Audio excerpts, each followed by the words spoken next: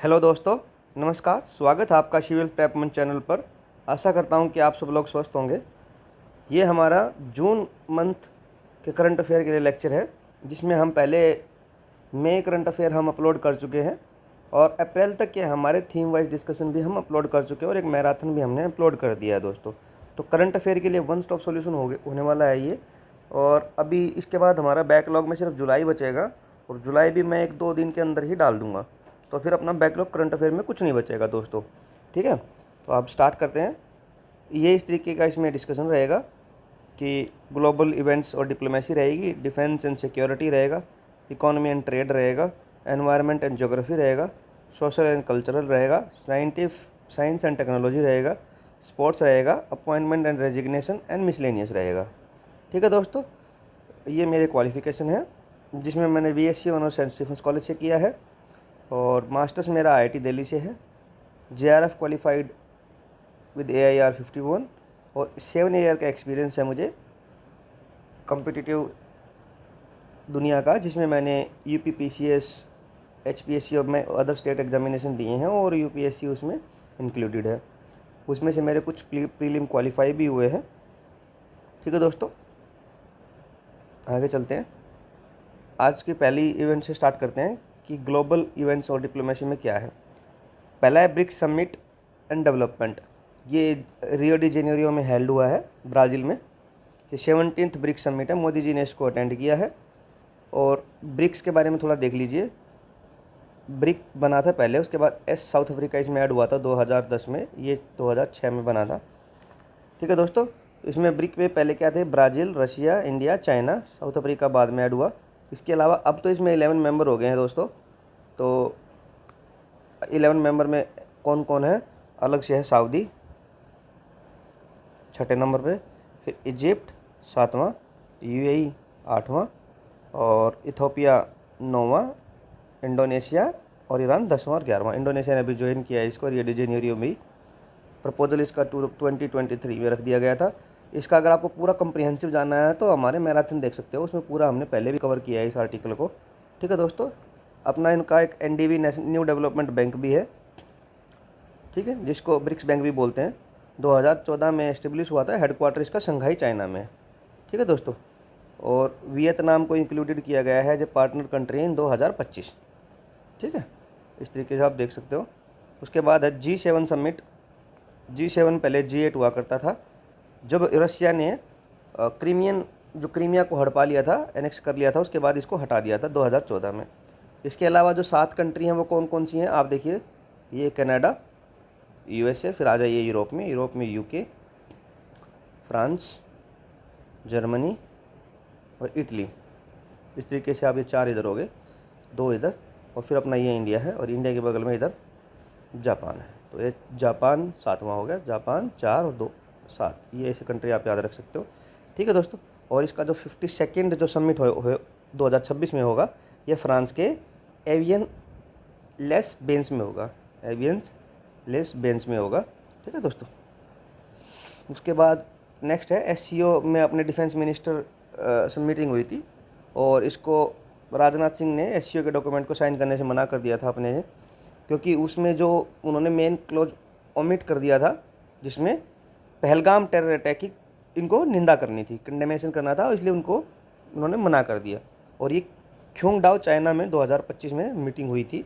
और एससीओ का जो फाउंड हुआ था एससीओ, वो 2001 में हुआ था, और इसका जो हेडक्वार्टर है बीजिंग चाइना, और इंडिया ने इसको 2017 में ज्वाइन किया था। इंडिया के साथ पाकिस्तान ने भी इसमें ज्वाइन किया था इसी साल। ठीक है दोस्तों, और अभी बेलारूस ने तो अभी इसको लेटेस्ट ज्वाइन करके 10th मेंबर हो गया है। ठीक है दोस्तों, और ईरान ने 2023 में इसको ज्वाइन किया था। तो पहले इसमें इंडिया, पाकिस्तान, ईरान और बेलारूस, उससे पहले 5 थे, फिर एक उज्बेकिस्तान ने ज्वाइन किया। ऐसे 5 कौन कौन थे? सेंट्रल एशियन कंट्री हैं। आप इसको बताइए, कमेंट सेक्शन में बताइए पहले कौन कौन थे। जैसे रशिया है ना, चाइना, उज्बेक, कजाक, ऐसे आप एक बार देख के बताइए। ठीक है, उसके बाद है क्वाड नेशन मीटिंग हुई थी वाशिंगटन डीसी में। इंडिया के जो एक्सटर्नल अफेयर मिनिस्टर हैं जयशंकर जी ने पार्टिसिपेट किया था। और क्वाड में कौन कौन सी country? US, Japan, India, China. और ये क्यों बने थे? क्योंकि आप देखिए ये इंडिया है, ये चाइना है इधर। चाइना का पूरा डोमिनेशन है पैसिफिक और इस ओशियन में। इसको काउंटर करने के लिए, इंडो पैसिफिक ओशियन को काउंटर करने के लिए चाइना के डोमिनेंस को तो ये 4 लोग इकट्ठे हुए थे। ऑस्ट्रेलिया इधर है, जापान इधर है, तो ऑस्ट्रेलिया, जापान, इंडिया और यूएसए इधर है।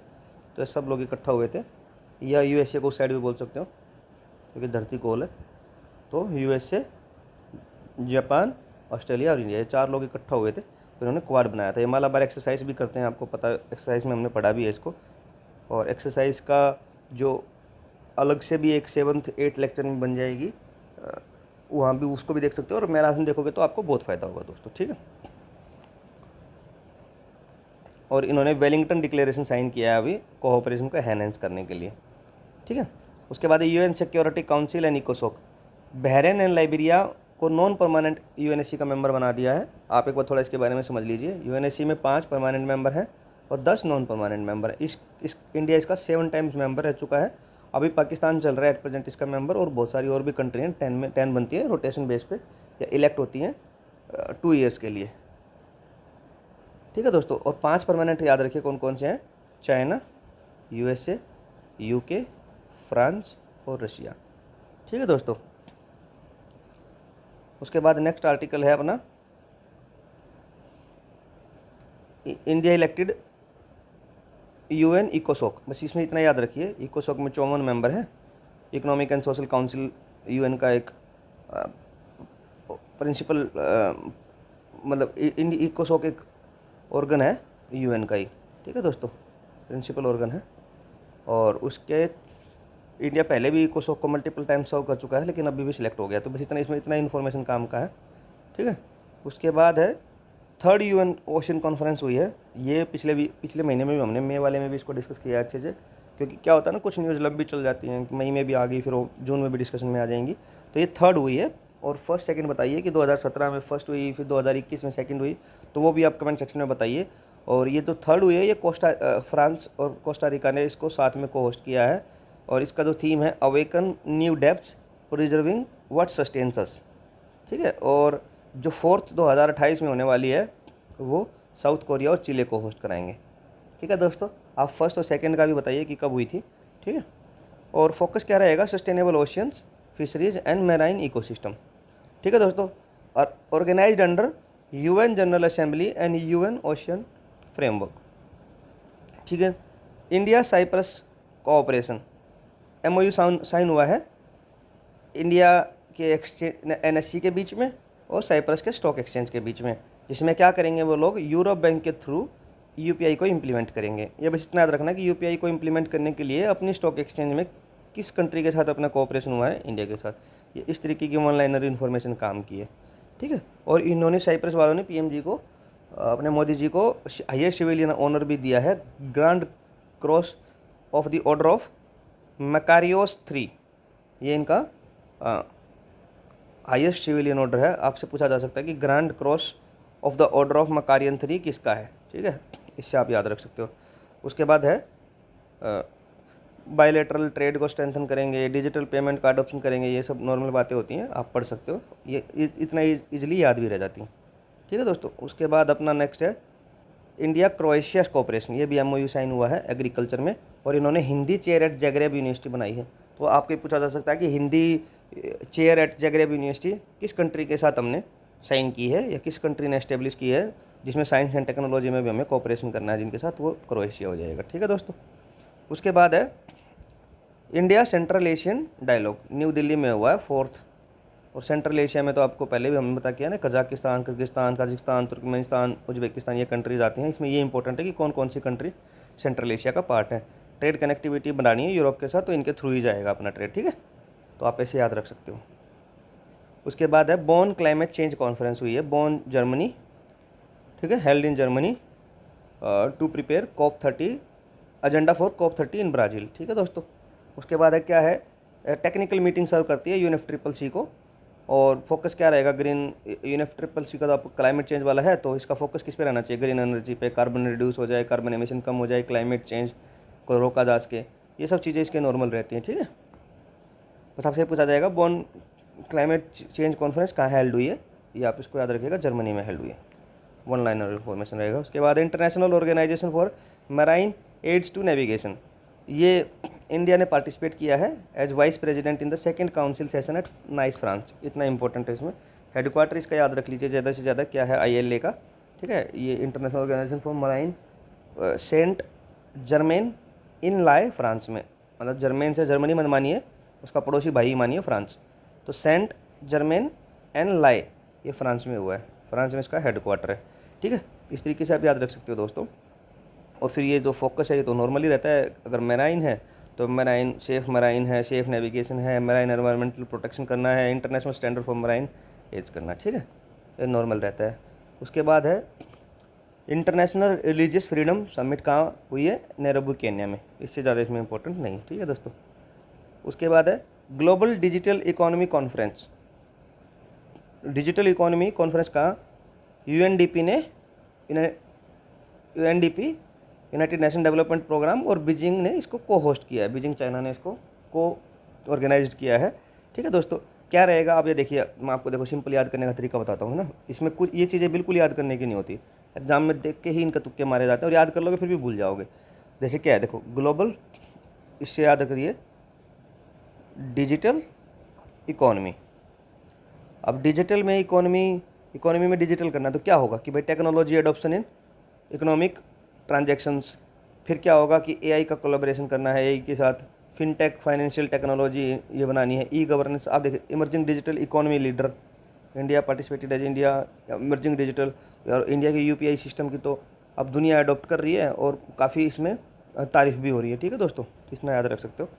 उसके बाद जो इसमें नेक्स्ट है डिफेंस एंड सिक्योरिटी में क्या है, नेक्स्ट में हम डिफेंस एंड सिक्योरिटी में पढ़ेंगे। डिफेंस एंड सिक्योरिटी में हमारा पहले रहेगा इंडक्शन ऑफ प्रोजेक्ट्स में क्या क्या है। इंडिया का फर्स्ट फास्ट वेसल पेट्रोल है अदम्या, जो क्या है इंडियन कोस्ट गार्ड में इंडक्ट हो गया है। ये गोवा शिपयार्ड लिमिटेड ने बनाया है, 60% इंडिजीनियस कंपोनेंट है। और जो फिफ्थ वेसल है आंचल, वो भी सेम प्रोग्राम के अंडर बन रहा है, ठीक है। और patrol vessel used for coastal surveillance and anti smuggling operation, ये फिर नॉर्मल हो जाता है, ठीक है। इतना याद कर सकते हो, ये फिर नॉर्मल हो जाता है, ठीक है दोस्तों। और ये याद रखना है अदम्या क्या है, अदम्या का फर्स्ट फास्ट पेट्रोल वेसल अपना अदम्या गोवा शिपयार्ड लिमिटेड ने इसको बनाया है, इंडिया का पहला है, हमने इसको अपने इंडिजीनियसली डेवलप किया है। फिर उसके बाद प्रोजेक्ट 17A, ये बहुत इंपॉर्टेंट है दोस्तों। इसकी 4000 करोड़ की ईच फ्रीगेट कॉस्ट है 4000 करोड़, जो एक भी फ्रीगेट बनेगा वो 4000 करोड़ का बनेगा, ठीक है दोस्तों। और उसमें आप देखिए इंडियन नेवी का मॉडर्नाइजेशन प्रोग्राम है, ठीक है दोस्तों। अब इसमें देख लिया अपने, इसको कुछ नहीं, अपने इंडियन नेवी को अपने को मॉडर्नाइज करना है। तो ये मझगांव डॉक लिमिटेड ने कमीशन किया है फ्रीगेट नीलगिरी, जो पहला है ये, जो हमने 7 बनानी है। तो आप याद रखिएगा कि जो प्रोजेक्ट 17A में टोटल कितनी फ्रीगेट बनानी है, 7, ठीक है। टोटल 7 फ्रीगेट बनानी है, जिसमें से पहले का नाम है नीलगिरी और मझगांव डॉक लिमिटेड इसको कमीशन कर रहा है, ठीक है। इंडियन नेवी को मॉडर्नाइज करना है, 4000 करोड़ में एक फ्रीगेट बनेगा, ठीक है। और नीलगिरी क्या है, ये Nilgiri class freight guided missile freight with state of art sensor, ठीक है। इस तरीके से आप देख सकते हो, फ्रीगेट है, वेसल है, ठीक है। और तो इसमें ज़्यादा कुछ है नहीं। उसके बाद है इवैक्यूएशंस ऑपरेशंस एंड ह्यूमैनिटेरियन एफर्ट्स कुछ हुए हैं, ठीक है। ऑपरेशन सिंधु 110 इंडियन स्टूडेंट्स को ईरान से इवैक्यूएट किया है, मोस्टली इनमें जम्मू कश्मीर से थे। और MEA ने इसको कंडक्ट किया है, मिनिस्ट्री ऑफ एक्सटर्नल अफेयर ने इंडियन एम्बेसी के साथ कोऑर्डिनेट करके, ठीक है। उसके बाद सम अदर रिलेटेड ऑपरेशन हम देख लेते हैं। ऑपरेशन गंगा यूक्रेन से इवैक्यूएशन हुआ था। ऑपरेशन कावेरी सूडान से इवैक्यूएशन हुआ था। ऑपरेशन अजय इजराइल से। ऑपरेशन सद्भाव ये म्यांमार से, जब स्टॉर्म आ गया था उधर, यागी स्टॉर्म से रिलीफ दिया था इनको। ऑपरेशन ब्रह्मा ये म्यांमार को अर्थक्वेक रिलीफ दिया था, ठीक है। ये दोनों तो अपने रिलीफ ऑपरेशन है, कौन कौन से, म्यांमार में दोनों, एक तो ऑपरेशन सद्भाव और एक ऑपरेशन ब्रह्मा। और हालांकि साथ ही अपने कम ही देते हैं कंट्री, फिर भी हम इनमें देखो ह्यूमैनिटेरियन चला रहे हैं ऑपरेशन। ये 2 स्टॉर्म आए, एक तो ये स्टॉर्म आया था यागी स्टॉर्म से, इनको रिलीफ पहुंचाने के लिए हमने ह्यूमैनिटेरियन असिस्टेंस दिया था। और अर्थक्वेक से रिलीफ के लिए हमने इनको दिया था। ठीक, और ये अपनी इवैक्यूएशन है। आप एक बार थोड़ा देख सकते हो कि भाई यूक्रेन गंगा इस तरीके से याद कर लिया करो। जैसे देखो यूजी हम करते हैं ना पीजी यूजी, तो यूक्रेन से जी यूजी ऐसे करके याद कर लो यूजी। ठीक है, और सद्भाव में जगह एसआई लग गया भाई, तो सद्भाव एसआई ऐसे करके, सॉरी सिंधु ईरान से एसआई लग गया। यूजी करने के बाद ऐसे करके, यूजी करने के बाद एसआई लग गया। तो यूजी मतलब यूक्रेन से गंगा, और सिंधु कहाँ हुआ, ईरान में। उसके बाद जैसे इजराइल ने अजय प्राप्त कर ली क्योंकि सारा मिडिल ईस्ट खत्म कर दिया, तो ऑपरेशन अजय इजराइल से इवैक्यूएशन। और कावेरी से सूडान। इस तरीके से आप ये ऐसे रट सकते हो। ठीक है, इसी तरीके का कुछ कुछ ट्रिक लगा के आप याद कर सकते हो दोस्तों। ठीक है, उसके बाद है इंडियन आर्मी एक्सरसाइज हैं, कुछ ड्रिल्स हैं वो देख लेते हैं। जैसे ऑपरेशन शील्ड है, ये मॉक ड्रिल हुई थी, लार्ज स्केल मॉक ड्रिल हुई थी पंजाब गुजरात जो अपने पाकिस्तान के साथ बॉर्डर लगते हैं ना, और हम तो सब बिजी थे ये मॉक ड्रिल करने में, और हमने एक बड़ा ऑपरेशन उनके ऊपर लॉन्च कर दिया था। ठीक है, होम मिनिस्ट्री ने और आर्म फोर्सेस ने इसको मैनेज किया था दोस्तों। एक्सरसाइज है टाइगर क्लॉ, एक्सरसाइज है टाइगर क्लॉ। तो टाइगर क्लॉ किसकी है, ये है फर्स्ट जॉइंट स्पेशल ऑपरेशन है Indian air force and US air force का, वो बागपत उत्तर प्रदेश में ये हुआ है, जॉइंट ऑपरेशन है। ठीक है, एक्सरसाइज टाइगर क्लो। ठीक है, ये joint air assault and tactical coordination है, फोकस करेगा इस पर। और Indian air force guard commandos and US के स्पेशल फोर्सेस के इसमें पर्सनल्स रहेंगे। ठीक है, बस आपको इतना याद करना है इसमें कि exercise tiger claw was recently in news, किसकी है, Indian air force and US air force की, बस इससे ज़्यादा। और वो कहाँ हुई है, बागपत उत्तर प्रदेश में। उसके बाद एक्सरसाइज शक्ति 8th एडिशन है, Indian France biennial army exercise है, ला कैवरे फ्रांस में हेल्ड हुई है। ठीक है, शक्ति है, एक्सरसाइज शक्ति इंडियन फ्रांस की है। बस इससे ज़्यादा इसमें कुछ याद रखने की नहीं है, बस ज़्यादा इसमें है कि माउंटेन वॉरफेयर और काउंटर टेरर ऑपरेशंस को से रिलेटेड है। ठीक है, उसके बाद है पासेक्स, ये जॉइंट नेवल ड्रिल है between Indian Navy and British Royal Navy, Arabian Sea में हुई है। ठीक है, उसके बाद है ग्लोबल मिलिट्री ऑपरेशंस में यूक्रेन का ऑपरेशन है spider web, largest drone attack था रशिया पे। ठीक है, highest modern unmanned air vehicle इसमें यूज हुए थे वारफेयर में ना। ठीक है, इतना याद इसमें रख सकते हो आप। उसके बाद है कंडक्टेड ड्यूरिंग, अब जो इनका ऑन गोइंग वॉर चल रहा है, कभी ये इन पे अटैक करते हैं, तो जो यूक्रेन है उसने रशिया के ऊपर ये लार्जेस्ट एवर ड्रोन अटैक किया था यूक्रेन का, स्पाइडर वेब करके ऑपरेशन है। और यूक्रेन अभी नंबर 1 इम्पोर्टर है आर्म्स का, इसी चक्कर में पूरा यूरोप ने इनको आर्म दे दिए हैं, और यूएसए भी उसमें साथ है। ठीक है, तो ये तो आपको पता ही था दोस्तों, पूरा यूरोप और यूएसए तो काम ये करते हैं, युद्ध कहीं हो रहा हो, हथियार इन्हीं के बिकते हैं, तो पूरा यूक्रेन अभी लार्जेस्ट इम्पोर्टर हो गया। ठीक है, इकोनॉमिकली बहुत बैकवर्ड चला जाएगा। यूएस ऑपरेशन मिडनाइट हमर, ये ईरान के ऊपर जो इन्होंने न्यूक्लियर साइट्स के ऊपर फोर्डो, नटांज और इस्फहान में अटैक किया, ये उसका नाम दिया गया है ऑपरेशन मिडनाइट हमर। ठीक है, यूएस का काउंटर प्रोलिफरेशन एफर्ट था। ठीक है, इतना याद रखिएगा। फिर आगे है ईरान ऑपरेशन ट्रू प्रॉमिस। ठीक है, ये है काउंटर अटैक अगेंस्ट इजराइल। ये आप देखिएगा कि देखो कौन कौन से ऑपरेशन चलाए हैं ईरान ने। एक तो ये हो गया ऑपरेशन ट्रू प्रॉमिस, ये इजराइल के खिलाफ है। इजराइल का है, ये यूएस का है मिडनाइट हमर। यूक्रेन का ऑपरेशन स्पाइडर वेब तो देख लिया, रशिया के खिलाफ है। ठीक है, और इधर तो ऊपर तो कुछ नहीं था, ये 3 ही ऑपरेशन है, देखिए ना।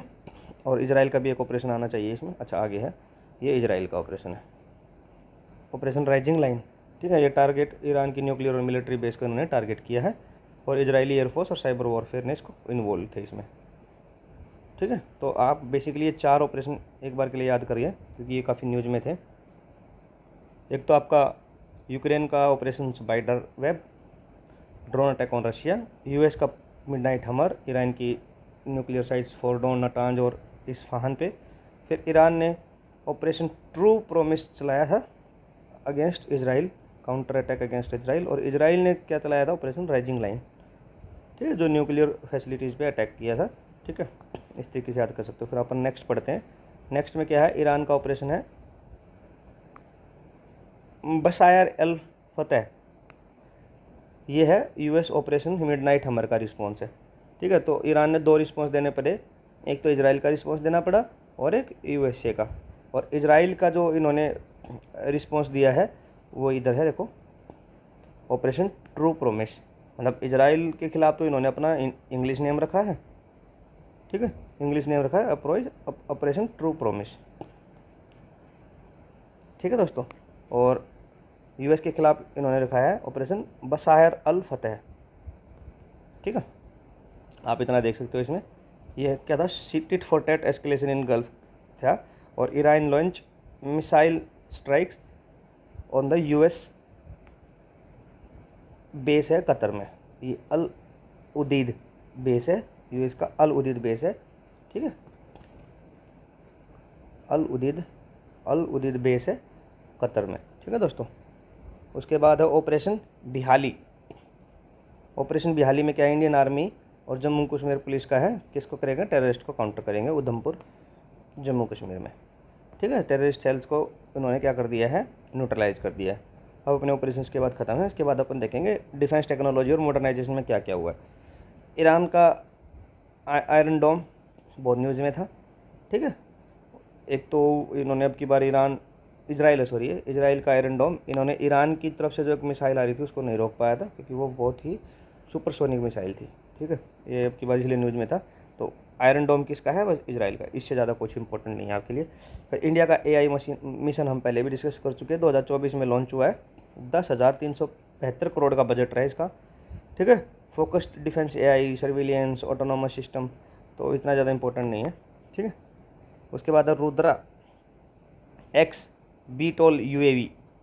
यूएवी मतलब वही है कि यूएवी अनमैन्ड एयर व्हीकल है, ठीक है। ये solar defence and aerospace limited ने इसको डेवलप किया है, ठीक है। 170 किलोमीटर की इसकी रेंज है और 1.5 घंटे की फ़्लाइट है, आर फ्लाइट्स है।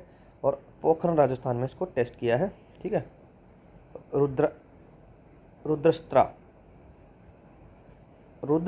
रुद्रास्त्रा है इसका Hindi name, Rudra x VTOL UAV, ठीक है। बॉर्डर सर्विलेंस में इसका यूज़ करेंगे, ठीक है। ये किसने डेवलप किया है, ये solar defence and aerospace limited ने इसको किया है, ठीक है। उसके बाद है K6 हाइपरसोनिक सब marine launched ballistic missile, SLBM, सब मैराइन लॉन्च्ड बैलिस्टिक मिसाइल है। K6 किसने डेवलप किया है, DRDO नेवल सिस्टम लेबोरेटरीज ने। बस इससे ज़्यादा कुछ नहीं याद रखना इसमें। DRDO नेवल सिस्टम लेबोरेटरी ने इसका यूज किया है। हाई स्पीड न्यूक्लियर स्ट्राइक के लिए कैपेबल है फ्रॉम अंडर वाटर प्लेटफॉर्म, ठीक है। और इंडिया तो अब न्यूक्लियर ट्राइड बन भी गया है कि India nuclear facility air, land और वाटर तीनों से लॉन्च कर सकता है, ठीक है। Part of India's nuclear tried enhancement. अब तो हम इसमें एनहेंस कर रहे हैं और इंडिया 4th कंट्री बना है USA, रशिया, चाइना के बाद। अगर कोई और कंट्री तो आप एक बार कमेंट सेक्शन में बताइए, मुझे तो इतना ही याद आ रहा है अभी, ठीक है। उसके बाद नेक्स्ट आर्टिकल है, इसमें international defence and security framework, ठीक है। 2025 में नाटो समिट हुई थी हेग नीदरलैंड में, ठीक है। उसमें मेंबर्स जो एक्सपेक्ट किए थे 5% ऑफ GDP टू डिफेंस, ठीक है। 3.5 उसमें से कोर डिफेंस रहेगा और 5% बॉर्डर और साइबर डिफेंस रहेगा, ठीक है। नाटो की मीटिंग हुई थी। नाटो की मीटिंग इंपॉर्टेंट है कि कहाँ हुई थी, बस हेग नीदरलैंड में हुई थी। अब इन्होंने वहाँ पे क्या किया था वो इतना इंपॉर्टेंट नहीं है, पर भी हम पढ़ लेते हैं कि भाई उन्होंने 5% डिफेंस को बजट 5% GDP का देने की बात की, जिसमें से 3.5 तो कोर डिफेंस को और 1.5% बॉर्डर एंड साइबर डिफेंस को देंगे, ठीक है, उसमें से। और नाटो फॉर्म्ड 1949 में, हेडक्वार्टर है ब्रुसेल्स बेल्जियम में, ठीक है। ये देखिए थोड़ा अच्छा है, नाटो का ब्रुसेल बेल्जियम में इसका हेडक्वार्टर है और 1949 में फॉर्म हुई थी। 32 मेंबर कंट्रीज हैं, Sweden and Finland recent edition है, ठीक है।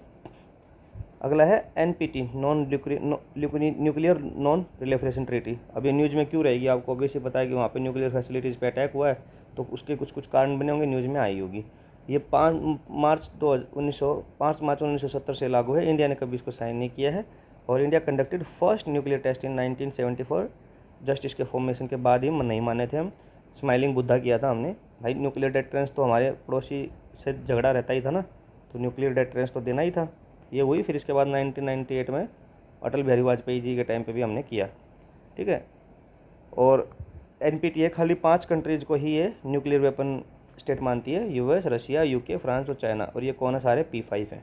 P5 मतलब परमानेंट मेंबर ऑफ UN। इनके अलावा ये किसी को कहती है कि कोई न्यूक्लियर वेपन स्टेट नहीं बनना चाहिए, ठीक है। लेकिन इसके बाद तो पाकिस्तान बन चुका है, इंडिया बन चुका है, इजराइल है, और वो भी क्लेम करते हैं नॉर्थ कोरिया वाले भी, ठीक है। उसके बाद है नेक्स्ट आर्टिकल, इसमें IAEA, international atomic energy agency है। इसका कन्वो हुआ है EX3 2025 emergency exercise held in Romania हुई है, और इसका हेडक्वार्टर वियना में, ऑस्ट्रिया, ठीक है। Focused on nuclear accident and response safety. तो आपको पता ही है भाई, ये कई बार न्यूज़ में था ना कि नहीं अभी ईरान की फैसिलिटीज़ ख़त्म नहीं हुई हैं, और ये डेली न्यूज़ में छाया हुआ था। तब ये ऑपरेशंस चल रहे थे, ईरान पे अटैक कर रहे थे USA और इजराइल, और फिर ये वापस बैक अटैक कर रहा था, ठीक है। तो अब लेकिन इसमें इंपॉर्टेंट इतना ही है कि IAEA का हेडक्वार्टर कहाँ है, वियना, ऑस्ट्रिया में। बस इससे ज़्यादा इंपॉर्टेंट इसमें है नहीं दोस्तों। उसके बाद है geopolitics, threat and cyber security में क्या है। Iran threatened to close the strait of Hormuz. अब स्टेट ऑफ हॉर्मुज है कहाँ, बस उतना ही इंपॉर्टेंट है, जिससे 20% ग्लोबल क्रूड ऑयल पास होता है इस स्टेट से। चौक पॉइंट है, अगर आपने कर दिया, आप मैं इसको इस तरीके से याद रखता हूँ, hope, state of Hormuz between gulf of Oman and Persian gulf, ठीक है। गल्फ ऑफ ओमान और पर्शियन गल्फ के बीच में स्टेट ऑफ हॉर्मुज है, हॉर्मुज, तो होप से याद रखता हूँ मैं, ठीक है। इस तरीके से आप याद रख सकते हो। और एक रब से याद रखता हूँ कि रब है, तो इसमें क्या है, बाबल मंदब स्ट्रेट है, रेड सी और अरबियन सी के बीच में, ठीक है, रेड सी और अरबियन सी, ठीक है, ठीक है दोस्तों। इस तरीके से आप याद रख सकते हो, ये होप और रब से या बार से, ठीक है, बार से भी याद रख सकते हो कि बाबल मंदब, ऐसे याद कर, किसी भी तरीके से जैसे आपको याद रहे, थोड़ा इस तरीके के निमोनिक्स बना लिया करो, ठीक है। Cyber security exercise organised by headquarter integrated defence staff. इतना इंपॉर्टेंट नहीं है, फिर भी आप देख लीजिएगा मोटा मोटा ऊपर से कि इंडियन नेवी, एयरफोर्स और इसने मिलकर कराई है।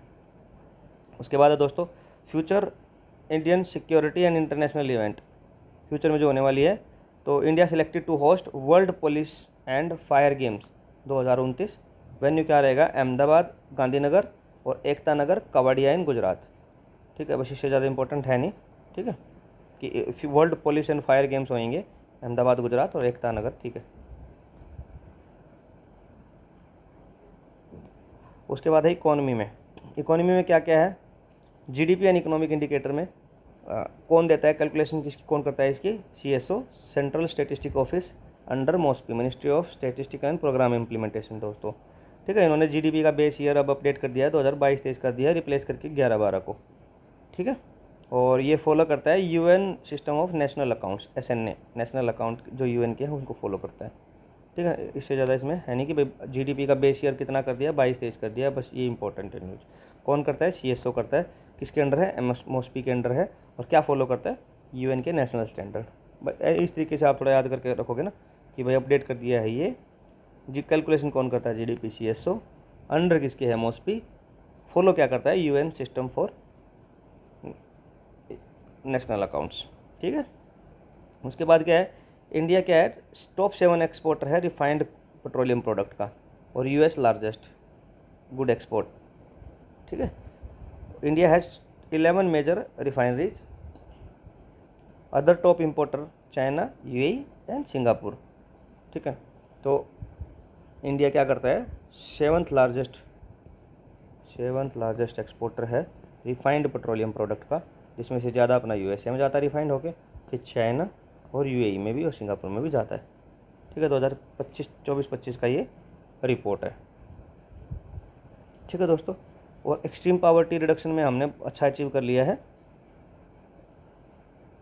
2011-12 में हम 27% पुअर थे वर्ल्ड बैंक के हिसाब से, अब हम 5.3 बचे हैं।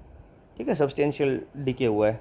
ठीक है, और ये तो एक जनरल इन्फॉर्मेशन है कि आरबीआई ने रेपो रेट को कम कर दिया है 50 बेसिस पॉइंट से, और ये अभी हो गई है 5.5। तो पहले ये 6 थी, अब 6 से 5.5 हो गई है। ठीक है, रेपो रेट होता क्या है दोस्तों, ये बताइए आप मुझे कमेंट सेक्शन में। चलो मैं ही बता देता हूँ। देखो, एक होता है बैंक, आरबीआई बैंक को पैसा लैंड करता है, फिर एक बैंक आरबीआई के पास पैसा रखते हैं। ठीक है, तो जो आरबीआई देता है वो 6% पे देता है या 5.5% पे देता है। तो अब ये घट के 5.5 हो गया है। तो बैंक कुछ पैसा आरबीआई के जमा कराते हैं, उनके उस पर मिलता है 5%। तो ये हमेशा कम रहता है ताकि आरबीआई का इसमें मुनाफा बनता रहे। तो अगर आरबीआई 6%, पहले अभी 6 पे देता था तो अभी 5.5 पे दे रहा है, तो ये 5 पे देते हैं बैंक आरबीआई को, पार्क कर देते हैं अपनी मनी। तो अब इसके फ़ायदे क्या हैं कि अगर मान लो 6 से 5.5 हुई है, इकोनॉमी में क्वेश्चन बन सकता है कि इसके फ़ायदे क्या हैं। इसके फ़ायदे सिंपल हैं दोस्तों, कि अगर कम इंटरेस्ट पे पैसा मिलेगा तो बैंक और ज़्यादा पैसा लेंगे, बैंक और ज़्यादा पैसा लेंगे तो नीचे और ज़्यादा पैसा देंगे, और ज़्यादा पैसा देंगे तो लोगों के पास और ज़्यादा पैसा आएगा। अब लोगों के पास पैसा आने से क्या होता है, इन्फ्लेशन बढ़ता है। तो ये क्या होता है जनरली, टू काउंटर इन्फ्लेशन। तो अभी इन्फ्लेशन अपना बहुत कम हो रहा होगा, इसलिए हमने उसको काउंटर करने के लिए काट दिया है। और अब एमपीसी जो मॉनेटरी पॉलिसी कमेटी होती है जो इसको डिसाइड करती है, उसका मैंडेट कितना है इन्फ्लेशन का, 4 ± 2, मतलब 2 से 6% के बीच में इन्फ्लेशन रहना चाहिए। तो 4 से नीचे आते ही ये थोड़ा बढ़ाने की कोशिश करते हैं, 6 से ऊपर जाने के बाद घटाने की कोशिश करते हैं।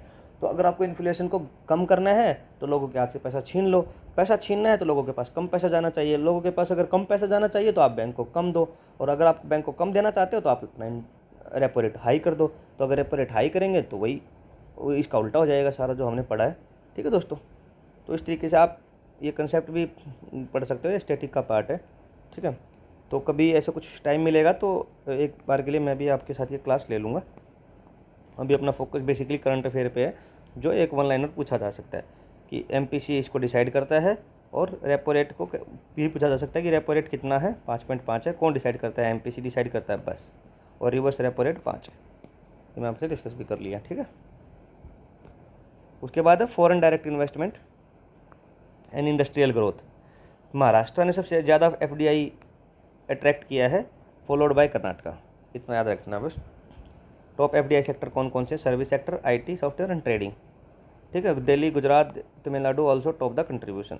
ये आगे है ना, जैसे महाराष्ट्र, कर्नाटका, दिल्ली, गुजरात और तमिलनाडु, ये 5 तो याद रख सकते हो आप, MKDGT, महाराष्ट्र, कर्नाटका, दिल्ली, गुजरात, तमिलनाडु। ठीक है दोस्तों, इस तरीके से आप देख सकते हो। अगर उसके बाद है UP state industrial development authority ने 13 नए इंडस्ट्रियल जोन क्रिएट कर दिए हैं उत्तर प्रदेश में, और ये आगरा, लखनऊ, नोएडा, कानपुर में, इन सब में है। फोकस क्या रहेगा, टेक्सटाइल, इलेक्ट्रॉनिक्स और लेदर इंडस्ट्री। ये यूपी पीसीस वालों के लिए थोड़ा इंपॉर्टेंट हो जाता है और ज़्यादा, कि यूपी में 13 नए इंडस्ट्रियल जोन बना दिए हैं, आगरा, लखनऊ, नोएडा और कानपुर को जो इंक्लूड करते हैं। ठीक है, उसके बाद थोड़ा उत्तर प्रदेश स्पेसिफिक 2-3 न्यूज़ आ गई हैं दोस्तों लगातार। ये है Uttar Pradesh establishing electric manufacturing cluster, electronic manufacturing cluster. ये EMC 2.0 स्कीम है जो गौतम 417 करोड़ क्लस्टर्स 417 करोड़ रुपए का क्लस्टर है जो गौतम बुद्ध नगर में अप्रूव हो गया है, और PLI production linked incentive scheme के अंडर इसको सपोर्ट किया जा रहा है, और मेक इन इंडिया एक्सपोर्ट का एनहेंस करेगा। ये नॉर्मल बातें होती हैं आगे, तो बस आप ये देखिएगा कि गौतम बुद्ध नगर में ये हो गया है, और Uttar Pradesh electronic manufacturing cluster establish कर रहे हैं, और गौतम बुद्ध नगर में अप्रूव हो गया। ठीक है दोस्तों, उसके बाद नेक्स्ट है इंडिया का जो गिग इकोनॉमी है, टू रिच 62 मिलियन वर्कर्स तक पहुंचने की उम्मीद है, 15% ऑफ नॉन एग्रीकल्चर वर्कफोर्स। ठीक है, gig economy expected to reach 62 million workers by 2047। ठीक है, और ये उबर, स्विगी, अपवर्क इन सबको इंक्लूड करते हैं। गिग वर्कर तो समझ रहे हो ना दोस्तों, गिग इकोनॉमी जैसे मतलब जो नॉन परमानेंट नेचर की हैं, जैसे आपने देखा हो ना डिलीवरी बॉय देखे होंगे, और फिर आप जोमेटो स्विगी वाले, उबर ओला वाले, ये क्या है ना बहुत इनका सीजनल सही रहे, मतलब सर्विस दी प्लेटफॉर्म बेस्ड सर्विस है, ठीक है। उस तरीके के जो जॉब्स रहती हैं नॉन परमानेंट नेचर की, इनकी जो 62 मिलियंस तक हो जाएंगे, मतलब 1 मिलियन 10 लाख, तो 620 लाख लोग 2047 तक हो जाएंगे, ठीक है। ठीक है दोस्तों, 6 करोड़ के आसपास, 6 या 7 करोड़ के आसपास ये इसके बीच में पहुंच जाएंगे, और ये बहुत सारा अपने जीडीपी में कंट्रीब्यूट करेंगे। $200 बिलियन अपनी जीडीपी में कंट्रीब्यूट करेंगे बाय 2047। तो ये अच्छा होने वाला है। तो अभी कुछ अगर नियम बनने हैं तो इनकी सिक्योरिटी के रिगार्डिंग कुछ नियम बनने चाहिए, ठीक है।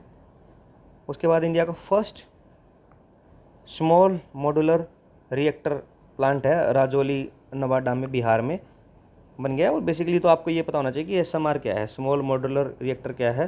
देखो बाकी जनरली जो रिएक्टर्स होते हैं वो 2000 मेगावाट तक एनर्जी डेवलप करते हैं। ये थोड़ा जो छोटे होते हैं 300 मेगावाट तक जो एनर्जी बनाते हैं, पोर्टेबल होते हैं, और ये फैक्ट्री बिल्ट होते हैं, फैक्ट्री टाइप में बिल्ड किए जा सकते हैं, स्मॉलर होते हैं, सेफर होते हैं, और फ्लेक्सिबल होते हैं कि कहीं मतलब पोर्टेबल भी होते हैं, फ्लेक्सिबल है, कहीं और भी इनको पार्क किया जा सकता है, ठीक है।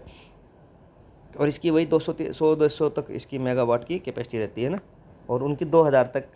बाकी जनरल जो न्यूक्लियर प्लांट में जो न्यूक्लियर रिएक्टर बनते हैं उनकी 2000 तक भी मेगावाट तक भी पावर रहती है। तो ये बस इतना याद रखना है कि इंडिया का जो पहला न्यूक्लियर, या बजट में बात की गई थी इसकी स्मॉल मॉड्यूलर रिएक्टर की, तो अब इसको हमने पहला प्लांट बना भी दिया है राजौली नवादा बिहार में, ठीक है, इतना याद रख सकते हो।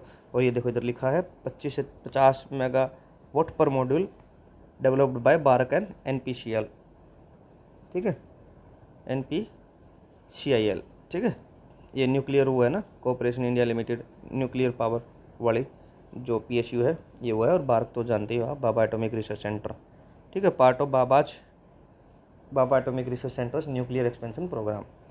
और ये इधर SMR के बारे में लिखा हुआ है कि smaller factory built safer and more flexible nuclear reactor design to provide reliable low carbon energy in a scalable way.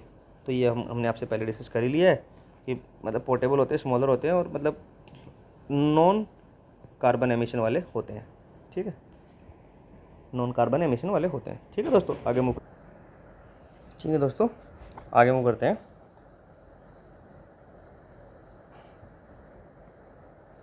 India's first green data centre है गाज़ियाबाद में, उत्तर प्रदेश। 330 मेगावाट का सोलर पावर्ड है, ठीक है। Uses energy efficient servers and cooling technology, ठीक है। इसका बस ग्रीन डाटा सेंटर इसलिए नाम दिया है, डाटा का कलेक्शन करेगा, बस ग्रीन सेंटर इसलिए है क्योंकि ये सोलर पावर यूज करता है 300 मेगावाट की, ठीक है। IT और ITES सर्विस सेक्टर को ग्रोथ के लिए NCR में सपोर्ट करता है, ठीक है। तो डाटा की स्टोरेज जनरली इसी चीज़ के लिए होती है, IT सेक्टर के लिए। उसके बाद है इंडिया रैंक 71st इन एनर्जी ट्रांजेक्शन इंडेक्स, और ये डाउन हो गई है 63rd जो 2024 में थी, ठीक है। कौन पब्लिश करता है? World economic forum. और स्वीडन का रैंक क्या है? First, followed by Finland, Denmark. तो आपको बस इतना याद रखना है कि एनर्जी ट्रांजेक्शन इंडेक्स में इंडिया की रैंकिंग क्या है? 71st। ये गिर गई है, पिछली बार 63rd थी। और इसमें टॉप कौन सा कंट्री है? स्वीडन। उसके बाद कौन है? फिनलैंड और डेनमार्क। ये इनको अपन स्कैंडिनेवियन कंट्री भी बोलते हैं दोस्तों। तो जनरली देखोगे ना आप, women development index, happiness index, freedom index, इस तरीके के सारे इंडेक्स में ये कंट्री ही टॉप करते हैं। 2-3 में यही रहते हैं बदल के। जैसे फिनलैंड को आपने हैप्पीनेस में देखा था, फिर अभी स्वीडन को रैंक 1 देख लिया है, तो कहीं कहीं डेनमार्क भी देख सकते हो, ठीक है। इस तरीके का इन्फॉर्मेशन थोड़ा रिलेट करने से याद रह जाएगा। उसके बाद है fossil fuel finance report, highlight investment by JP Morgan chase SBI ETC, ठीक है। ये पब्लिश किसने की है? रेन फॉरेस्ट एक्शन नेटवर्क ने। बस इससे ज़्यादा इंपॉर्टेंट है नहीं इसमें। ये क्या है? Not important. इससे ज़्यादा वैसे है भी, इन जनरल भी कम इम्पोर्टेंट है कि कोल, ऑयल और गैस प्रोजेक्ट्स पे फोकस करती है। बस आप ये देखिए, fossil fuel finance report highlight हुई है, किसने की है? Publish by rain forest action network, rain forest action network, ठीक है, फॉसिल फ्यूल फाइनेंस रिपोर्ट। ठीक है दोस्तों, इस तरीके से आप देख सकते हो कि भाई ये फॉसिल फ्यूल फाइनेंस रिपोर्ट किसने पब्लिश किया? रेन फॉरेस्ट एक्शन नेटवर्क ने। उसके बाद नेक्स्ट मूव करते हैं अपन, public sector banks annual review meeting हुई है दिल्ली में। ठीक है, अब नेट एनपीए बचा है 0.52% बचा है, और public sector bank cover 70% of India's banking deposits. 70% India के जो बैंकिंग डिपॉजिट है वो पब्लिक सेक्टर बैंक में ही है, प्राइवेट सेक्टर में बहुत कम है, जिसमें ये HDFC ICICI आ गए हैं, ये कम है। ठीक है दोस्तों, और डिस्कस हुआ है credit targets NPAs and priority sector lending पे, तो ये इनकी मीटिंग हुई है न्यू दिल्ली में। इससे कुछ ज़्यादा इंपॉर्टेंट है आर्टिकल है नहीं है दोस्तों, पर कंप्रिहेंसिव कवरेज के लिए अपन कर रहे हैं इसको। ठीक है, अगला है gold is second ranked global reserve after $। ठीक है, India hold 750 tons of gold reserve. ठीक है, इतना याद रखना है कि गोल्ड सेकंड है आफ्टर $, और फाइनेंशियल स्टेबिलिटी और फॉरेक्स रिजर्व में को सपोर्ट करता है। जैसे फॉरेक्स रिजर्व का पार्ट क्या क्या होते हैं? $, अपने का गोल्ड है, फिर IMF ट्रांच है, ऐसे करके SDR है। तो इस तरीके से याद रख सकते हो कि जो उसमें गोल्ड है उसका भी अच्छा खासा शेयर रहता है, और अपने पास 750 टन्स ऑफ गोल्ड रिजर्व है। ठीक है, उसके बाद है ऑपरेशन डीप मैनिफेस्ट। ये क्या है? Target smuggling of illegal goods including drug from Dubai via Pakistan. ये बस डीप मैनिफेस्ट में इस तरीके का इन्फॉर्मेशन आप याद रख सकते हो, 1 लाइनर इन्फॉर्मेशन टाइप है, ज़्यादा कुछ है नहीं। ठीक है, ये conducted by DRI, director of revenue intelligence ने इसको कंडक्ट किया है, और इसने सीज किए हैं items including narcotics, gold and counterfeit currency. ठीक है, इस तरीके से याद रख सकते हो कि ऑपरेशन डीप मैनिफेस्ट किसका है? जो दुबई से पाकिस्तान के थ्रू जो स्मगल होते हैं इलीगल गुड्स इंक्लूडिंग ड्रग्स, उनको काउंटर करने के लिए डायरेक्टर ऑफ रेवेन्यू इंटेलिजेंस का है। उसके बाद एग्रीकल्चर एंड फूड सिक्योरिटी में क्या है? इंटरनेशनल पोटैटो सेंटर बन रहा है, ये इंपॉर्टेंट है। कहाँ पे बन रहा है? South Asian regional centre approved in Singhna Agra Uttar Pradesh. बस इतना याद रखना है कि international potato centre South Asian regional centre कहाँ बन रहा है? सिंघना आगरा उत्तर प्रदेश। ठीक है, ये बहुत इंपॉर्टेंट होता है UPPCS वालों के लिए, तो बिल्कुल ही इसको याद कर लीजिएगा ना, और एक्सपेक्ट कर सकते हो आप ये आएगा। और पोटैटो होता कहाँ है? यूपी उत्तर प्रदेश में, मथुरा के आसपास वाले रीजन में सबसे ज़्यादा होता है। ठीक है, ठीक है दोस्तों, ये इंपॉर्टेंट है, इसको आप याद कर लीजिएगा ना। उसके बाद है ट्रेड एंड एक्सपोर्ट में क्या है? Bihar Madhaura diesel locomotive factory exported first diesel locomotive to Guinea. ठीक है, factory under ministry of railway India, और WDG4 डीजल इंजन है, part of India Africa railway cooperation. ठीक है, एक्चुअल में क्या है कि हमारा जैसे खुद का तो टारगेट है ही कि 100% इलेक्ट्रिफिकेशन ऑफ रेलवे, तो हम इसमें हेल्प कर रहे हैं किसकी? साउथ अफ्रीका की। तो साउथ अफ्रीका में हमारा रेलवे कोऑपरेशन उस साउथ अफ्रीका कोऑपरेशन के पार्ट ही है, जो हमने फर्स्ट डीजल लोकोमोटिव भेजा कहाँ पे? गिनी में। तो हमने उनके साथ इन जनरल रेल का भी एग्रीमेंट किया हुआ है। ठीक है, Bihar Madhaura diesel locomotive factory ने, ठीक है, Bihar Madhaura diesel locomotive factory ने अपना फर्स्ट डीजल लोकोमोटिव किसको भेज दिया? एक्सपोर्ट कर दिया गिनी को। ये साउथ अफ्रीका का, गिनी कोई कहाँ का कंट्री है? साउथ अफ्रीका का। सॉरी, साउथ अफ्रीका में बार बार गलत बोल रहा हूँ दोस्तों, अफ्रीकन कॉन्टिनेंट का। अफ्रीका कॉन्टिनेंट में साउथ अफ्रीका तो एक कंट्री है। ठीक है, अफ्रीकन कंट्री में है गिनी, इधर है। ठीक है, उसके बाद है कैटरीना कैफ को अपॉइंट किया है Maldives global tourism ambassador. India Maldives tourism को कोलैबोरेशन को प्रमोट करेंगे। 1,50,000 इंडियन टूरिस्ट विजिट करते हैं मालदीव को। ठीक है, इन्होंने अपनी कैटरीना कैफ को ही इसका ग्लोबल टूरिज्म एम्बेसडर बना दिया।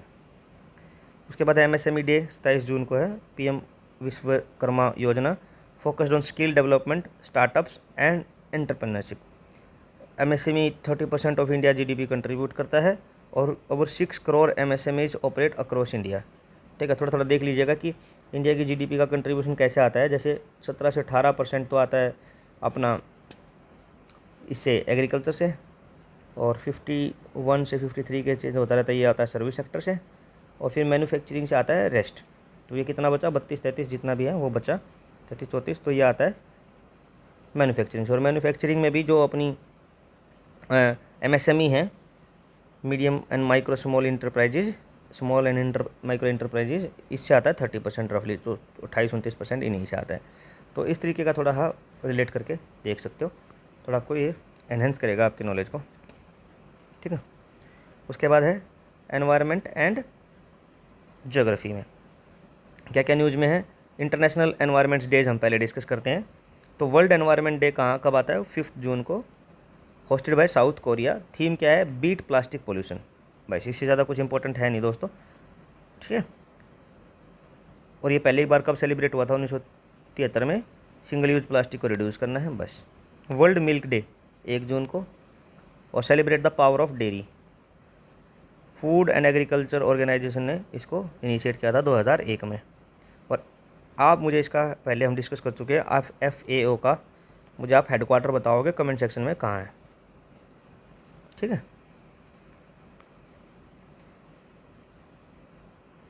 ठीक है दोस्तों, उसके बाद है world day to combat desertification, UNCCD का होगा ये। और SDG 15 लाइफ ऑन लैंड के साथ अलाइन करता है। 17 जून को ये मनाया जाता है। Restore the land, unlock the opportunity, ये इसका थीम है। अब ये दोस्तों रटने का ही है, इसमें आप ज़्यादा कुछ कर नहीं पाओगे। जैसे लैंड है तो आप वर्ल्ड डे से कुछ रिलेट कर सकते हो थीम को। मान लो आपको ये दे दे celebrate the power of dairy, तो वर्ल्ड मिल्क डे का होगा। आप ऐसे तो याद रख सकते हो रिलेट करके, बट ऑप्शन में जब ये थोड़ा कन्फ्यूजिंग करके देंगे ना, तो इनको एग्जैक्ट याद करना पड़ेगा आपको, ठीक है। उसके बाद है ज्योग्राफी और स्टेट में लोकेशन में क्या है, क्योंकि हमने ऊपर वो स्टेट ऑफ हॉर्मुज को बंद करने की बात की थी ना इन्होंने, तो हमने इसको अलग से भी डिस्कस कर लिया है। और हम ऊपर याद कर चुके हैं पर्शियन गल्फ और गल्फ ऑफ ओमान, है ना, होप से याद किया था ना, state of Hormuz, Oman and Persian gulf के बीच में, ठीक है। ठीक है दोस्तों, और ये स्टेट होता क्या है ये आप कमेंट सेक्शन में बताइए। कि जैसे दो वाटर बॉडीज़ के बीच में एक नैरो पाथ होता है, उसको हम स्टेट बोलते हैं। तो ऐसे आप देखिए एक बार, है ना, और इसको कमेंट भी करिए इसकी डेफिनेशन। माउंट एटना, ये तो हमेशा से ही न्यूज़ में रहता है, ये इटली का है, हाईएस्ट है। हाइट इसकी 3403 मीटर, मतलब 3403 मीटर इसकी हाइट है, ठीक है। One of the most active volcano है यूरोप में, ठीक है दोस्तों। उसके बाद है किलाउ वोल्केनो, ये USA का है, रिसेंटली इरप्ट हुआ है। तो आपसे बस यही पूछा जाएगा कि माउंट एटना कहाँ है? इटली में। और किलाउया वोल्केनो कहाँ है? इसका थोड़ा प्रोनाउंसिएशन देख लीजिएगा, मुझे तो किलुआ से याद रख सकते हैं कि किलिया जो भी है, इसका USA में है, रिसेंटली इरप्ट हुआ है, ठीक है। और इससे पहले भी 31 टाइम्स दिसंबर 2024 इरप्टेड, 31 टाइम्स सिंस 2024 से, और 31 बार सिर्फ 2024 के बाद से ही ये इरप्ट हो चुका है। और 100 फीट की इसकी हाइट हो चुकी है लावा की, जो इससे लावा निकलता है, ठीक है। ठीक है दोस्तों, उसके बाद नेक्स्ट चलते हैं। ये हवाई के पैसिफिक रिंग ऑफ फायर में लोकेटेड है। आगे है शिपकिला पास, ये भी न्यूज़ में रहा है। ये हिमाचल प्रदेश में इंडिया और चाइना को कनेक्ट करता है, ठीक है। उसके बाद renewable energy and sustainable development में क्या है? Dadra and Nagar Haveli, Daman and Diu became India's first solar power district. Dadra Nagar Haveli and Daman and Diu became the India's first solar power district. इतना याद रखना, 100% renewable energy uses in local governance इन्होंने अचीव कर लिया है। फिर India rank 3rd in global electricity production, किस किस के बाद? जैसे आइए, last international atomic energy agency ने जो है पेरिस में प्रोडक्शन ग्रोथ को देखा है, ठीक है। और विंड एनर्जी कैपेसिटी कितनी है अपनी? 51.5 गीगावाट है, 4th globally after China, US and Germany. मतलब विंड वगैरह में हम 4th पोजीशन पे हैं, और इन जनरल हमने ग्लोबल इलेक्ट्रिसिटी में हम प्रोडक्शन में 3rd पे आ गए हैं, ठीक है। इस तरीके से आप याद रख सकते हो। और सोलर एनर्जी 32%, विंड 10%। ये हमारा सोलर ग्रोथ और विंड से सोलर से और विंड से अपना इलेक्ट्रिसिटी जनरेशन का परसेंटेज है, ठीक है दोस्तों। और रिन्यूएबल से हम 226 गीगावाट अभी प्रोड्यूस कर रहे हैं। टारगेट हमारा है 500 गीगावाट बाय 2023, ठीक है। और अडानी जी की जो कंपनी है, उन्होंने इंडिया का पहला of grid green hydrogen pilot plant बना दिया है कच्छ गुजरात में। ये इतना इन्फॉर्मेशन काम का है बस, ठीक है। और ये किसके साथ, फुली पावर्ड सोलर पावर से, सोलर एनर्जी से पावर है और integrated with battery energy storage system से। ठीक है, इससे ज़्यादा इसमें कुछ काम का है नहीं दोस्तों। उसके बाद है wildlife conservation and forestry. Aralam wildlife sanctuary कहाँ पे है, कानूर केरला। ये इंडिया की पहली ऐसी बन गई है, बटरफ्लाई सेंचुरी है, इंडिया फर्स्ट बटरफ्लाई सेंचुरी है। ठीक है, इस तरीके से याद रख सकते हो कि इंडिया की पहली बटरफ्लाई सेंचुरी कहाँ है, ये पूछा जाएगा, कानूर केरला, जिसका नाम है अरालम वाइल्ड लाइफ सेंचुरी। ठीक है, ये डन। उसके बाद है घड़ियाल कंजर्वेशन प्रोग्राम, बहरीच यूपी में। बस ये क्या है, 7 घड़ियाल्स इनटू गेरुआ रिवर। ठीक है, ये इस तरीके से बस याद करिएगा भाई, इतना ही काम का है कि घड़ियाल कंजर्वेशन प्रोग्राम कहाँ, बहरीच उत्तर प्रदेश। उसके बाद क्रोकोडाइल कंजर्वेशन प्रोजेक्ट क्या है, 1975 में लॉन्च हुआ था और अभी 50 साल अपने सेलिब्रेट कर रहे हैं बस। ठीक है, और वर्ल्ड क्रोकोडाइल डे भी मनाया जाता है 17 जून को। ठीक है, उसके बाद है केरला का BI थुट प्रोग्राम। BI थुट प्रोग्राम क्या है, ये seed balls via drones and helicopter before monsoon. ठीक है, promote afforestation and soil restoration. Aerial drone के माध्यम से ऐसे छोटे छोटे ड्रोन भेज के नीचे लैंड पे ये क्या कर देंगे, सीड फेंक देंगे बिफोर मानसून, मानसून से पहले, तब ताकि जब मानसून आएगी तो ये पेड़ ग्रो हो जाए और एफॉरेस्टेशन हो जाए। एफॉरेस्टेशन या सॉइल रिस्टोरेशन हो जाए। ठीक है, ये केरला का है। आप ये देख सकते हो कि बी थुट प्रोग्राम है और ये पीछे लिख देंगे किसका है, केरला का। तो इस तरीके का पूछा जा सकता है UPPCs में। उसके बाद है Tamil Nadu declared Dhanushkodi greater flamingo sanctuary रण Ramathambapuram part of gulf of Mannar biosphere reserve. ठीक है, इस तरीके से याद रख सकते हो कि जो ये कहाँ है, gulf of Mannar biosphere reserve का पार्ट है धनुषकोडी ग्रेटर फ्लेमिंगो सेंचुरी, कहाँ पे है, तमिलनाडु। ठीक है, इतना इन्फॉर्मेशन काम का है। अब जब हम इनको MCQ डिस्कस करेंगे ना दोस्तों इन मंथ्स के, तो फिर इन मंथ्स में जब MCQ डिस्कस होंगे तो इस तरीके की न्यूज़ ही पूछूंगा मैं आपसे, इस तरीके के ऑनलाइनर पूछ लूँगा। आप ये भी बता सकते हो कि सर ये आप ईच आर्टिकल के MCQ के माध्यम से भी करा दीजिए सारे आर्टिकल कवर, चाहे वो फिर 4 घंटे का लेक्चर हो या 5 का, वो कहोगे तो वो भी कर लेंगे। अभी के लिए इतना है कि मैं इस तरीके से डिस्कस करूँगा और फिर कुछ 200 से 300 MCQ जो इंपॉर्टेंट होंगे इस फाइल के बनते होंगे वो बना के हम डिस्कस कर लेंगे। ठीक है दोस्तों, उसके बाद है Chhattisgarh record highest growth in forest and tree cover. ये तो पूरा का पूरा हमने Indian state of forest report 2023 हमने पूरा डिस्कस किया है कि 684 स्क्वायर किलोमीटर का इंक्रीज हुआ है छत्तीसगढ़ में, किसका सबसे ज़्यादा है, किसका सबसे कम है, ये पूरा हमने डिटेल से डिस्कस किया है। इसके लिए आप या तो UPPCs का जो प्लेलिस्ट है उसमें जाके देखिए, लेक्चर आई थिंक क्लास 3 है, या फिर आपको पूरा अगर कवर करना है कंप्रेहेंसिव तो क्लास पूरा मैराथन वाला देख लीजिएगा। ये पूरा कवर है कि 2 साल में रिलीज़ करता है, FRI के कोलेबोरेशन के साथ, मिनिस्ट्री ऑफ एनवायरनमेंट, ये सब साथ में मिलकर रिलीज़ करते हैं। कौन टॉप पे है, कितना अभी 23% चल रहा है हमारा ट्री फॉरेस्ट कवर ट्री 2.5 और ऐड कर दो, टोटल हमारा 25% के आसपास है, टारगेट 33% है। ये सब उसमें डिटेल से डिस्कस किया है, एक बार आप देखिए उस लेक्चर को, आपको बहुत ही एनरिचिंग लगेगा ना। उसके बाद Uttar Pradesh launched urban green policy increases green cover via tree plantation and parks. ठीक है दोस्तों, फेज़ 1, फेज़ 2, फेज़ 3 ये इस तरीके से है कि पहले स्मॉल सिटीज़ पे, फिर cities greater than 1 lakh population, फिर और म्यूनिसिपैलिटीज़ पे ये पूरा कवर करेंगे। अर्बन ग्रीन पॉलिसी के तहत ग्रीन कवर कराएंगे वाया ट्री प्लांटेशन पार्क्स। अच्छा है, मतलब थोड़ा प्रोग्राम ये पूछ सकते हैं कि अर्बन ग्रीन पॉलिसी किसने लॉन्च किया जिसमें ये चीज़ें करेंगे उत्तर प्रदेश। समझ रहे हो ना आप क्वेश्चन भी कि कैसे फ्रेम होंगे। ऐसा नहीं है कि ये आर्टिकल फालतू के हैं, ऐसे मतलब जिनका कोई रेलेवेंस नहीं है, रेलेवेंस इस तरीके से बनाया जा सकता है इनका कि urban green policy was recently in news where the green cover will be increase via tree plantation and parks. कौन से स्टेट की है, उत्तर प्रदेश। ठीक है, उसके बाद है एग्रीकल्चर एंड स्पेशलिटी क्रॉप्स। ठीक है, हिमाचल प्रदेश माइलस्टोन हींग कल्टीवेशन में हिमाचल प्रदेश ने माइलस्टोन हासिल किया है पालमपुर में। सुटेटेड, ये फिर आप देख लीजिए जैसे हींग के लिए क्या क्या टेम्परेचर चाहिए, -4 डिग्री से 40 degree Celsius, rainfall less than 300 mm मतलब 30 सेंटीमीटर से भी कम हो, plant first flowering and seed set, ये इतना इंपॉर्टेंट है नहीं दोस्तों वैसे ना। इम्पोर्टेड इंडिया प्रीवियसली इम्पोर्टेड हींग फ्रॉम अफ़गानिस्तान, ईरान और उज्बेकिस्तान से हम पहले इंपोर्ट करते हैं। अब हमने माइलस्टोन हासिल कर लिया है अपने हिमाचल प्रदेश में ही, ठीक है, एक बार के लिए याद कर सकते हो।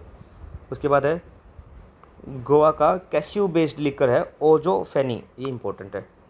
ओजो फैनी वाज इन न्यूज कहाँ का है, गोवा का है, और क्या है, कैस्यू काजू बेस्ड लिकर है, जीआई टैग मिला है। तो ये इस तरीके के इन्फॉर्मेशन दिमाग में रखोगे ना, माइंड मैप जैसे कैसे, देखो मैं बताता हूँ कैसे करते हैं, मैं इस तरीके से याद रखता हूँ, आप भी अगर कोशिश करो तो देखो। जैसे फॉर एग्जांपल पहले लिखो ऊपर ओजो, नोट्स भी बनाओ तो ऐसे बनाओ, ओजो फैनी जीआई टैग डन, गोवा का है डन, ऐसे।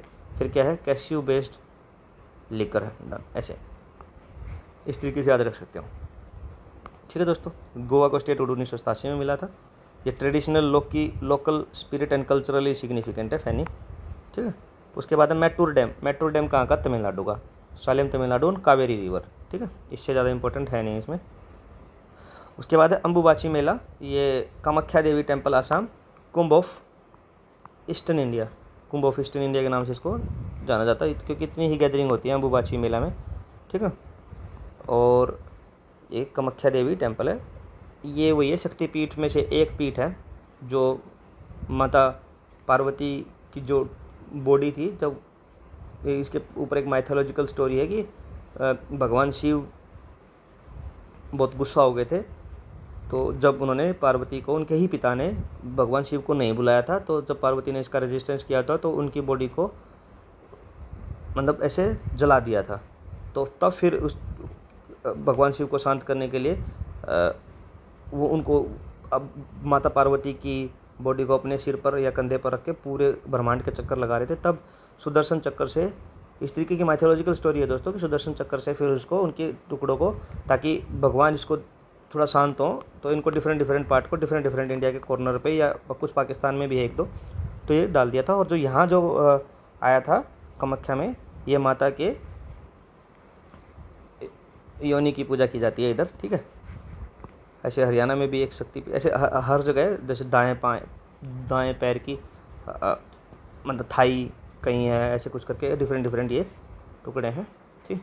तो उनमें से एक है तो जिसकी पूजा की जाती है, ये फर्टिलिटी फेस्टिवल के तौर पे या लोकल ट्रेडिशन है, सेलिब्रेट किया जाता है, ठीक है दोस्तों। उसके बाद है मारुति चिंतापल्ली, फॉरेस्ट ऑफिसर जो है पास हुए हो गए 93 की एज में, इनको अरण्या ऋषि के नाम से भी जाना जाता है, ठीक है। मारुति चिंतापल्ली अरण्या ऋषि, ठीक है। उस्ताद गुलाम नबी शाह कश्मीरी फोक लेजेंड रहे हैं, known for preserving Sufiana music and Rouf tradition, ये भी इनका भी देहांत हो गया है, ठीक है, उस्ताद गुलाम नबी शेख।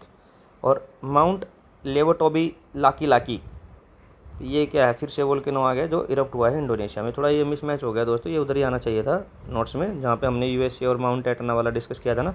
ये माउंट लेवोटोबी लाकी इंडोनेशिया में इरप्ट हुआ है रिसेंटली, ठीक है। उसके बाद है सोशल एंड कल्चरल में क्या क्या है, language and literature and journalism में नेशनल हिंदी जर्नलिज्म डे मई 30 को ओरिजिन हुआ था 1826 में, कमेमोरेट करता है उदांत मार्तंड, जो हिंदी का पहला न्यूज़पेपर है, उसको ये कमेमोरेट करता है, ठीक है। ये हमने पिछले मंथ में भी डिस्कस किया है दोस्तों, ठीक है। जुगल किशोर के नाम से ऐसे कि इसको पब्लिश किया था ऐसे करके, और 1826 में इसका ओरिजिन हुआ था, ये पिछले महीने की न्यूज़ में भी कवर है, ठीक है। उसके बाद है नेशनल इंटेलेक्चुअल प्रॉपर्टी फेस्टिवल्स, ये हेल्ड हुआ है देहरादून में अंडर आज़ादी का अमृत महोत्सव, ठीक है। उसके बाद राजा सुखदेव मेमोरियल इनॉग्रेटेड कहाँ हुआ है, बहरीच यूपी में, इससे ज़्यादा इंपॉर्टेंट है नहीं।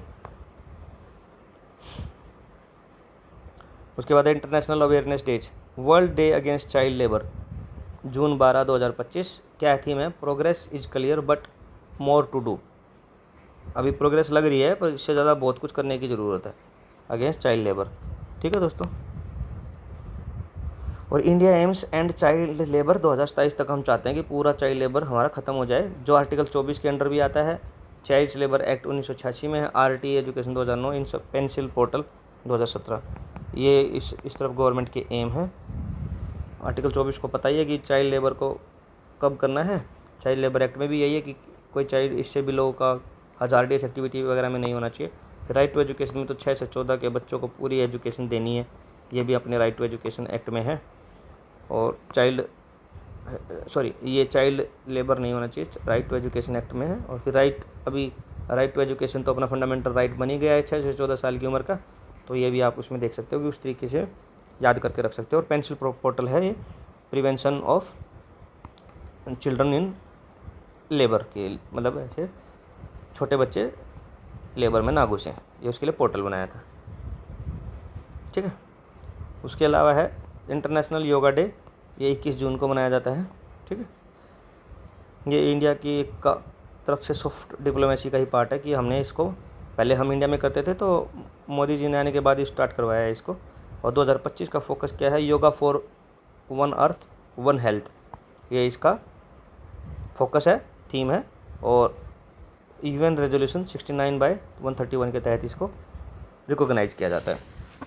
उसके बाद संविधान हत्या दिवस, ये इतना इम्पोर्टेंट है नहीं है, बीजेपी लेड गवर्नमेंट ने इसको वो किया, ऑब्जर्व किया है, बट ठीक है आप स्किप चाहो तो कर सकते हो क्योंकि इतना इम्पोर्टेंट है नहीं। भाई नेशनल इमरजेंसी जो लगाई थी ना इंदिरा गांधी जी ने, तो ये 1975 में जो उसके बेस पे इसको डिक्लेयर किया है। ठीक है, उसके बाद है अदर ऑब्जर्वेंस डेज में कौन कौन से आते हैं हम देखते हैं। वर्ल्ड बाईसाइकिल डे जून 3, बी डे जून 6, इंटरनेशनल एल्बिनिज्म अवेयरनेस डे। देखो आप देखोगे ना इतना इंपॉर्टेंट है नहीं, फिर भी आप एक बार के लिए देख लीजिए, ये पीडीएफ भी मैं डाल दूंगा, आप खुद से भी देख लीजिए क्योंकि इसमें कुछ कराने का है नहीं, क्योंकि मुझे भी ये बाय लाइन पढ़ना पड़ेगा ना, तो ये थोड़ा बोरिंग लगेगा आपको भी। कि world Elder abuse awareness day, addressing abuse of elders adult.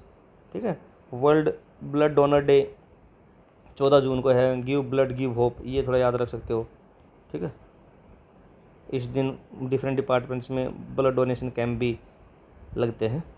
ठीक है, international domestic workers day 16 June, international day for countering hate speech 18 June. ठीक है दोस्तों, international day for elimination of sexual violence, ठीक है, in conflict June 19, world refugee day June 20, solidarity with refugees, international day against drug and abuse illicit trafficking 26 June, international day against unilateral coercive measures दिसंबर 4, ये इसमें नहीं आना चाहिए दोस्तों, इसको आप छोड़ दीजिए, जून के महीने में नहीं आना चाहिए, पर वैसे opposed by USA UK Australia, इसलिए न्यूज़ में होगा, ये 4 कंट्री ने इस डे का अपोजिशन किया है। ठीक है, उसके बाद है कल्चरल हेरिटेज एंड आर्कियोलॉजी में क्या है न्यूज़ में, 800 year old Shiva temple discover हुआ है, कहाँ से, मदुरई तमिलनाडु। ठीक है, लेटर पांड्या के डायनेस्टी के बाद का ये डेट मिला है इसका। ठीक है, जगन्नाथ यात्रा कहाँ है, उड़ीसा में। ठीक है, चैरियट फेस्टिवल है लॉर्ड जगन्नाथ का, पूरी तीनों जाते हैं, जगन्नाथ जी, फिर उनके बाल भद्रा जी और सुभद्रा उनकी बहन, तीनों की वो बनाई जाती है लकड़ी की मूर्तियाँ, और फिर ये ऐसे मूव करती हैं। मैं भी इस चीज़ को विटनेस कर चुका हूँ दोस्तों। ठीक है, एग्रीकल्चर और स्कीम्स में क्या है, पीएम आशा इंक्लूड्स 3 इसमें मेन कंपोनेंट है, एक तो प्राइस सपोर्ट स्कीम, दूसरा है प्राइस डेफिशिएंसी पेमेंट स्कीम, और private procurement and stockist scheme under PM फसल बीमा योजना। ठीक है, ये प्राइस डेफिशिएंसी से आप याद रखिए कि जैसे मान लो सपोज करो कि आपने मिनिमम प्राइस या फिर किसी चीज़ का प्राइस सरकार ने डिक्लेयर किया है 2000 रुपये, मार्केट में मिल रहे हैं 1600 रुपये, तो 400 रुपये आपको सरकार देगी, आप बेच दीजिए 1600 रुपये पे। ये प्राइस डेफिशिएंसी इस तरीके का मैकेनिज्म है। प्राइस सपोर्ट स्कीम में तो फिर वही एमएसपी टाइप हो गया। ठीक है, प्राइवेट प्रोक्योरमेंट होना चाहिए ये, एंड स्टॉक स्कीम, ये इस तरीके के पीएम आशा के कंपोनेंट हैं। ठीक है दोस्तों, उसके बाद नव्या योजना क्या है, अडोलसेंट गर्ल के लिए है, वोकेशनल ट्रेनिंग के लिए 16 से 18 साल की उम्र रहेगी, 10th ग्रेड के बाद होगा, और ministry of women and child development and ministry of skill development इसको पायलट करते हैं। ठीक है, उसके बाद है गवर्नेंस एंड एंटी करप्शन, लोकपाल्स मोटो क्या है, empower citizens and expose corruption. ठीक है, ज्ञान पोस्ट सर्विस है लॉन्च्ड बाय इंडिया पोस्ट। ठीक है, ज्ञान पोस्ट सर्विस है launched by India post. Lokpal का मोटो है empower citizen expose corruption. First comprehensive house hold income survey plan for 2026 will capture house hold earnings, expenditure and socio economic indicator. ठीक है, इस तरीके से देख सकते हो आप। उसके बाद है next social welfare and health में क्या क्या है। उत्तर प्रदेश 100 ट्रांसजेंडर वेलफेयर सेंटर खोलेगा, 100 ट्रांसजेंडर सेंटर खोलेगा। ठीक है, ये इतना याद रख लीजिएगा। और 3 कैटल शेल्टर्स इन वाराणसी जिनको ISO सर्टिफिकेशन मिल गया है। ठीक है, ISO सर्टिफिकेशन इनको मिल गया है, स्टैंडर्ड ऑर्गेनाइजेशन है। ठीक है, जिसमें hygiene, quality food, animal wealth standard ये लोग मेंटेन करके रखते हैं। ठीक है, वाराणसी में 3 कैटल शेल्टर्स इन वाराणसी में इसको अप्रूवल मिला है, ISO certification. Hygiene, quality food और एनिमल वेलफेयर स्टैंडर्ड को ये लोग मेंटेन करते हैं। ठीक है, ये इंपॉर्टेंट नहीं है। उसके बाद एजुकेशन में क्या है कि भाई रिंकू सिंह ये अपने क्रिकेटर हैं, बैट्समैन हैं, इनको शिक्षा अधिकारी UP में अपॉइंट किया है। उसके बाद बिहार फर्स्ट स्टेट बन गया है mobile based voting for urban election. ठीक है, ये याद रखिएगा कि mobile based voting urban elections कराने वाला पहला स्टेट कौन है, Bihar. 50th central general council meeting हुई है वाराणसी में। Sikkim included in north east council as a part of 2002 का अमेंडमेंट। तो ऐसे बहुत सारी वो है ना, नॉर्थ, साउथ, सेंटर, वेस्ट, तो ऐसे ही नॉर्थ ईस्ट काउंसिल बनी हुई है। नॉर्थ ईस्ट काउंसिल में पहले सिक्किम नहीं था, ये पहले पूरे 7 सिस्टर थे, तो सिक्किम को 2002 के अमेंडमेंट के बाद नॉर्थ ईस्टर्न काउंसिल में डाल दिया है। ठीक है, होम मिनिस्टर इनको वो चेयर करते हैं। ये भी आपने पूरा स्टैटिक का पार्ट है दोस्तों, इसको पढ़ना चाहिए। जनरल काउंसिल मीटिंग कब होती है, कौन इसको चेयर करता है। ठीक है,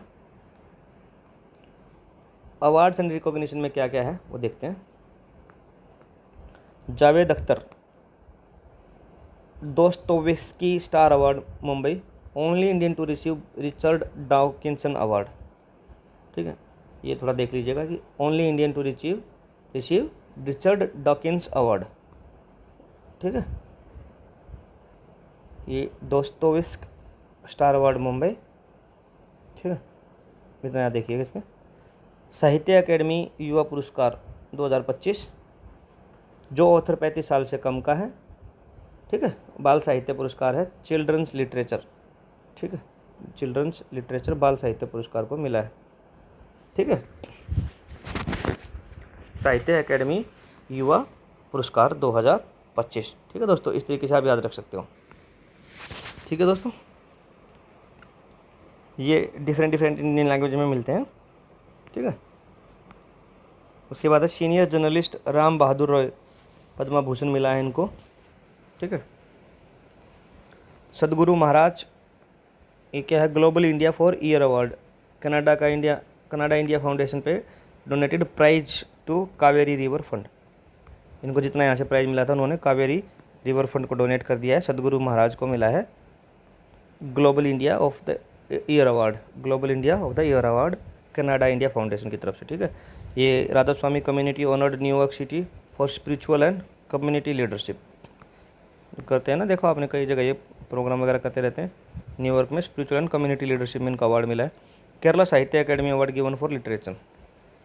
ये ऑनलाइन इन्फॉर्मेशन है, ज़्यादा कुछ काम की है नहीं। ये देखिए, ये इंपॉर्टेंट आ रहा है इधर। Diplomatic and cultural gifts. ठीक है, PM Modi gifted cultural artifact at G7 में क्या क्या दिया इन्होंने। मधुबनी पेंटिंग दी है साउथ कोरिया को, वारली पेंटिंग दी है मैक्सिको को, कोणार्क चक्र रेप्लिका दिया है जर्मनी को। अब बस को आपको ये देखना है कि जैसे मधुबनी बिहार, वारली महाराष्ट्र पेंटिंग, तो आप इनको कमेंट सेक्शन में बताइए, और ये खुद स्टैटिक का पार्ट है, देखिए। ठीक है,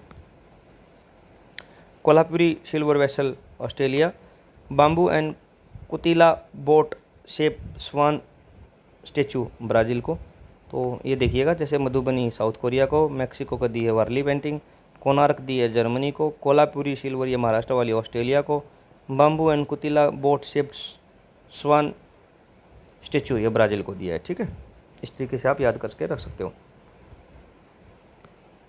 उसके बाद है Sheikh Hamdan announced world's biggest sports summit in Dubai. Theme क्या था, designing the future for of global sports, designing the future of global sports, ये इसका थीम है।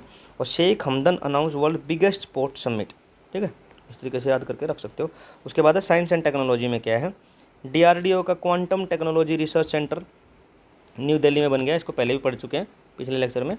उसके बाद तमिलनाडु ने स्पेस इंडस्ट्रियल पॉलिसी को लॉन्च किया है, ये भी इम्पोर्टेंट है, ये क्या प्रमोट करेगा ये सब आपको याद रहता ही है। उसके बाद इंडिया का first AI centric special economic zone Chhattisgarh में बन गया है, ठीक है, इंडिया का जो पहला है AI centric special economic zone Chhattisgarh में बना है, ठीक है। इंडिया का जो पहला AI powered smart traffic system कहाँ बना है, दिल्ली में। ये वही है, नॉर्मल है, पहले भी है कि रियल डाटा यूज करेगा, सेंसर मशीन लर्निंग मैनेज करेगा, reduce congestion, improve urban mobility, ठीक है, ट्रैफिक को मैनेज करेगा, ठीक है दोस्तों। उसके बाद है नेक्स्ट है Bharat GPT, India first indigenously AI based large language model है, ठीक है। भारत GPT के नाम से हमारा क्या है, पहला इंडिया का जो पहला है इंडिजीनियसली AI मॉडल है। वैसे चैट GPT ये सब ग्रोक, मार्क जुकरबर्ग, ऐसे जेमिनी गूगल का ये सब अलग है, हमारा जो हुआ है भारत GPT हुआ है, ठीक है। उसके बाद है Nakshatra high performance computing facility है, कहाँ पे हुई है, ICMR national institute of virology Pune में, ठीक है। नक्षत्रा, इससे क्या होगा, support genomics, bioinformatics and pandemic preparedness, ठीक है, accelerate vaccine and drug development, ठीक है। Indian council of medical research का national institute of virology Pune ने Nakshatra high performance computing facility develop की है, ठीक है। उसके बाद WHO ने COVID-19 सब वेरिएंट निम्बस को रिकॉग्नाइज किया, आइडेंटिफाई किया। तो ये निम्बस क्या है, न्यूज में था COVID-19 का सब वेरिएंट है, ठीक है। Omicron sub variant causing razor blade throat symptoms, monitoring for transmission and, ठीक है, ओमिक्रॉन का सब वेरिएंट है, सब वेरिएंट के नाम पे इसको WHO ने रिकॉग्नाइज कर लिया निम्बस को।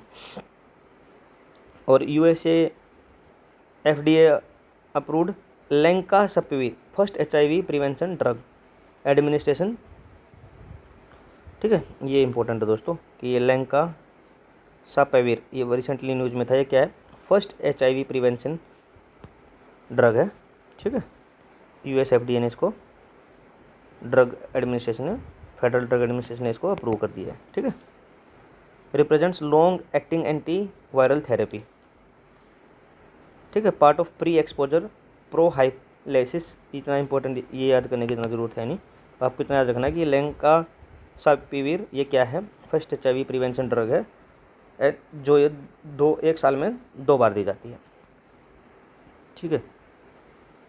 उसके बाद है कैटरीन एक्सपेरिमेंट, जर्मनी का है, ये इंपॉर्टेंट है बस इसमें, ये क्या है, न्यूट्रिनो मास रिसर्च के ऊपर एडवांसमेंट इन्होंने हासिल किया है, ठीक है, न्यूट्रिनो मास रिसर्च पे, ठीक है दोस्तों। उसके बाद है IIT मद्रास का nano particle method using micro droplets, ठीक है, एप्लीकेशन जो इसकी होंगी agriculture, medicine and environmental remediation में होंगी, ठीक है। IIT मद्रास ने नैनो पार्टिकल मेथड में माइक्रो ड्रॉपलेट यूज कर रहे हैं, ठीक है। उसके बाद ग्रोथ टेलीस्कोप कहाँ है, लेह लद्दाख में, ये क्या करती है, explosive transient and near earth storage को ऑब्जर्व करती है, ठीक है, part of India's high altitude astronomy initiative का पार्ट है। ग्रोथ टेलीस्कोप कहाँ है, लेह लद्दाख में, इतना इंपॉर्टेंट है, ठीक है। उसके बाद है नासा का जेम्स वेब टेलीस्कोप ने क्या है, एक्सोप्लैनेट TWA7b, एक्सोप्लैनेट होते क्या हैं कि जैसे सन के अराउंड कुछ प्लैनेट घूमते हैं जिसमें अर्थ एक प्लैनेट है, तो ऐसे ही किसी दूसरे सोलर सिस्टम के अराउंड जो प्लैनेट घूमते हैं वो एक्सोप्लैनेट होते हैं, ठीक है। उसका एक्सोप्लैनेट TWA7b को ये इसने नासा के जेम्स वेब टेलीस्कोप ने डायरेक्ट इमेजिंग किया है, ठीक है। और एक गैसियस जाइंट लाइक सैटर्न, जो अपना शनि ग्रह है उसकी तरह गैसियस जाइंट है, बहुत बड़ा है, ठीक है, उसकी इमेज भेजी है इसने, है ना। ये वही फिर देखो नॉर्मल बात आएगी कि contribute to exoplanet characteristics characterisation and ability studies. Exoplanet क्या है, sort of extra solar planet in any planet that orbits a star outside our solar system, मतलब जो स्टार के बाहर, अपने सोलर सिस्टम के बाहर दूसरे स्टार हैं उनके आसपास घूमते हैं, उनको एक्सोप्लैनेट बोलते हैं, ठीक है। उसके बाद क्या है, गरुड़ा एरोस्पेस, चेन्नई है, इंडिया फर्स्ट एग्रीकल्चरल ड्रोन, ठीक है, ये अपना पहला एग्रीकल्चरल ड्रोन है, गरुड़ा एरोस्पेस। ठीक है, India ranks 10th in critical and emerging technology. ठीक है दोस्तों, इंडिया 10th है critical and emerging technology index में। हार्वर्ड कैनेडी स्कूल इसको पब्लिश करता है। ठीक है, इतना इंपॉर्टेंट नहीं है, फिर भी पढ़ लीजिए। क्रिटिकल एंड एमर्जिंग टेक्नोलॉजी में इंडिया रैंक 10th। ये स्टारलिंक किसका प्रोजेक्ट है? स्पेस एक्स का। बस लाइसेंस्ड इंडिया में मिल गया है। ठीक है, third company after Jio and Eutelsat OneWeb. ठीक है, सेटेलाइट इंटरनेट इसे देंगे। ठीक है, जियो और यूटसेट के बाद ये तीसरी कंपनी बन गई है। उसके बाद स्पोर्ट्स में क्या क्या है देखते हैं। टेनिस, फ्रेंच ओपन किसने जीता? Carlos Alcaraz. ठीक है, और Coco Gauff USA one women single. Women में कोको गॉफ ने जीता है। ठीक है, फ्रेंच ओपन कार्लोस एल्कराज ने जीता है। इसके बाद तो अभी विंबलडन भी हुआ था, जो कार्लोस और यानिक सिनर के बीच में फाइनल हुआ था। यानिक सिनर जीत गए थे उसमें, तो उसको भी हम पढ़ेंगे नेक्स्ट जून वाले जब डिस्कस करेंगे। ठीक है दोस्तों, French open is one of the 4 grand slam tournament played on clay. देखो क्या होता है ना, 4 होते हैं। सबसे पहले आप देखिए ऑस्ट्रेलियन ओपन, फिर फ्रेंच ओपन, फिर विंबलडन और फिर यूएस ओपन। 4 होते हैं। तो ये वाला क्ले पे होता है, क्ले मिट्टी पे, जिसके हमेशा हमें पता है कि टाइगर कौन, मतलब इसमें सबसे ज़्यादा किसने जीते थे? नडाल ने। और फिर इसमें से जैसे मान लो नॉर्मल मिट्टी पे हुए, फिर ये वुडन पे हुए, तो ये बाकी देख लीजिएगा आप इसके बारे में। ठीक है, ठीक है। अभी कार्लोस ये सेम कंट्री से हैं जिससे नडाल हुआ करते थे, स्पेन से। तो ये भी अच्छा कर रहे हैं क्ले पे, ये भी अच्छा किए थे। नडाल ने भी अच्छा किया था क्ले पे।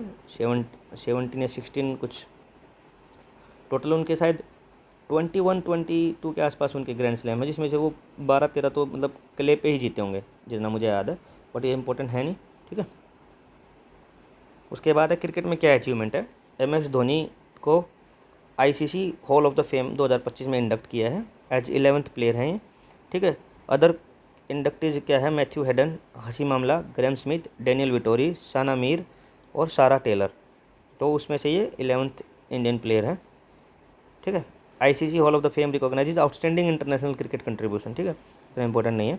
उसके बाद South Africa won ICC world test championship, किसको डिफीट करके? ऑस्ट्रेलिया को इन्होंने लॉर्ड में हराया है। टैम्बा बाउमा इस टीम के कैप्टन है, बहुत अच्छा परफॉर्म किया था टैम्बा ने। तो ये कोई बड़े से इवेंट में साउथ अफ्रीका की पहली जीत है। ठीक है, उसके बाद है world test championship begin in 2019। हम इसमें 2 बार फाइनल खेल चुके हैं और हमें अभी तक जीत नहीं पाए हैं दोस्तों। ठीक है, ICC women cricketer world cup 2025 Sri Lanka और इंडिया इसको को होस्ट करेंगे।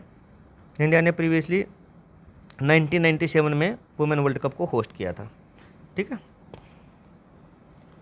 उसके बाद है इंडिया इंग्लैंड टेस्ट सीरीज ने नेम्ड तेंदुलकर एंडरसन ट्रॉफी, जिसको हम अभी खेल के भी आए हैं। शुभमन गिल जिसमें अपने कैप्टन थे। ठीक है, और हमने इसमें कुल मिला के अच्छा परफॉर्म किया है। ठीक है, ठीक है दोस्तों, 2-2 की हम सीरीज से ड्रॉ करके आए हैं। ठीक है, जसप्रीत बुमराह पहले एशियन है 150 विकेट लेने वाले सेना कंट्रीज में। First Asian to take 150 test wickets in SENA countries. SENA में कौन कौन आता है? South Africa, England, New Zealand and Australia. ठीक है, सौरव गांगुली जी को ICC men's cricket committee chairman में अपॉइंट कर दिया है, री इलेक्ट कर दिया है। ठीक है, री इलेक्ट हो गए हैं वो। एथलेटिक्स एंड पैरा स्पोर्ट्स में हम देख लेते हैं क्या क्या न्यूज़ में। World para athletics championship 2025 new Delhi में हुई है। ठीक है, मास्कोट क्या है? Viraj, a young elephant with a prosthetic blade. ठीक है, वेन्यू क्या था? Jawaharlal Nehru stadium, India's largest stadium by capacity. ठीक है, 26th एशियन एथलेटिक्स चैंपियनशिप 2025 कहाँ हुई है? गुमी, साउथ कोरिया में।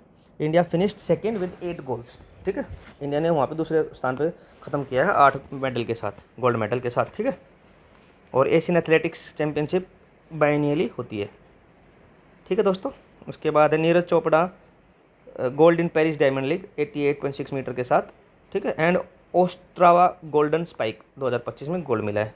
शान Ganguly India's best man 400 metre individual medal है, नेशनल वाटर चैंपियनशिप स्विमिंग। ठीक है, शान गांगुली ने जीता है मेंस 400 मीटर इंडिविजुअल मेडल में, इंडियाज बेस्ट है। स्क्वैश में क्या है? अनंत सिंह इसकी प्लेयर है, अच्छी प्लेयर है इंडिया की। तो एशियन स्क्वैश डबल चैंपियनशिप 25 ये हुई है मलेशिया में कोचिंग एशियन में। India won all 3 titles, man, women and mixed doubles.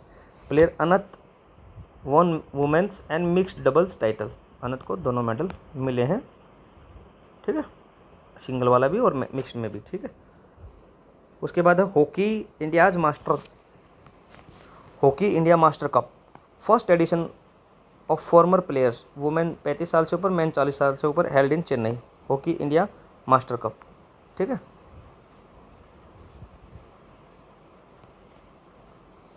Football and E sport, ठीक है,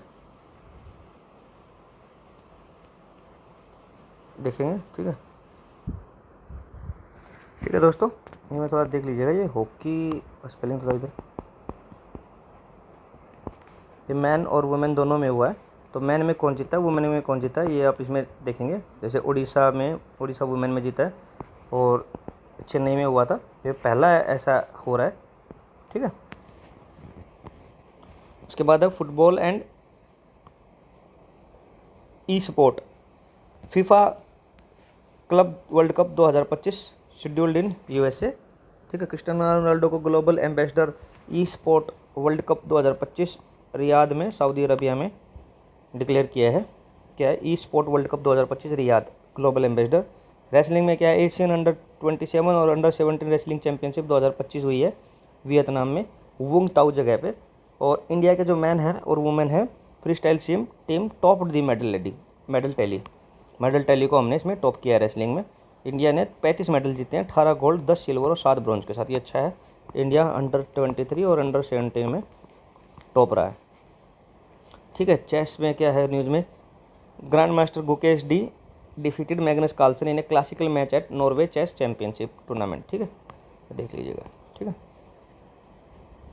ठीक है दोस्तों। उसमें देख लेते हैं अपॉइंटमेंट्स एंड रेजिग्नेशन में क्या है।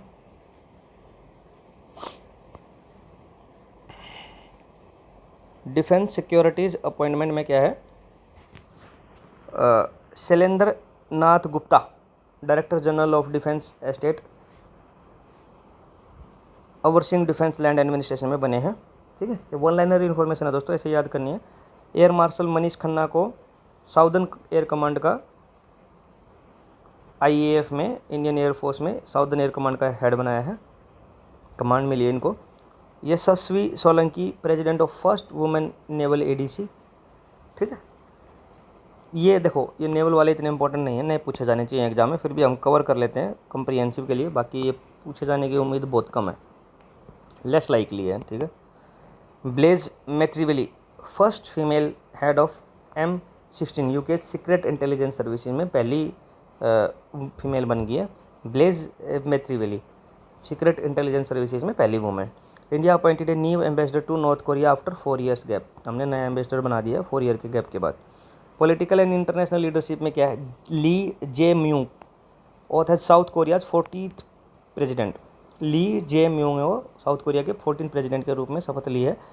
क्रिस्टी कोवंटी जिम्बाब्वे की स्विमर है, फर्स्ट वुमेन एंड अफ्रीकन बनी है। IOC इंटरनेशनल ओलंपिक कमेटी की चेयर प्रेसिडेंट बनी है, ठीक है।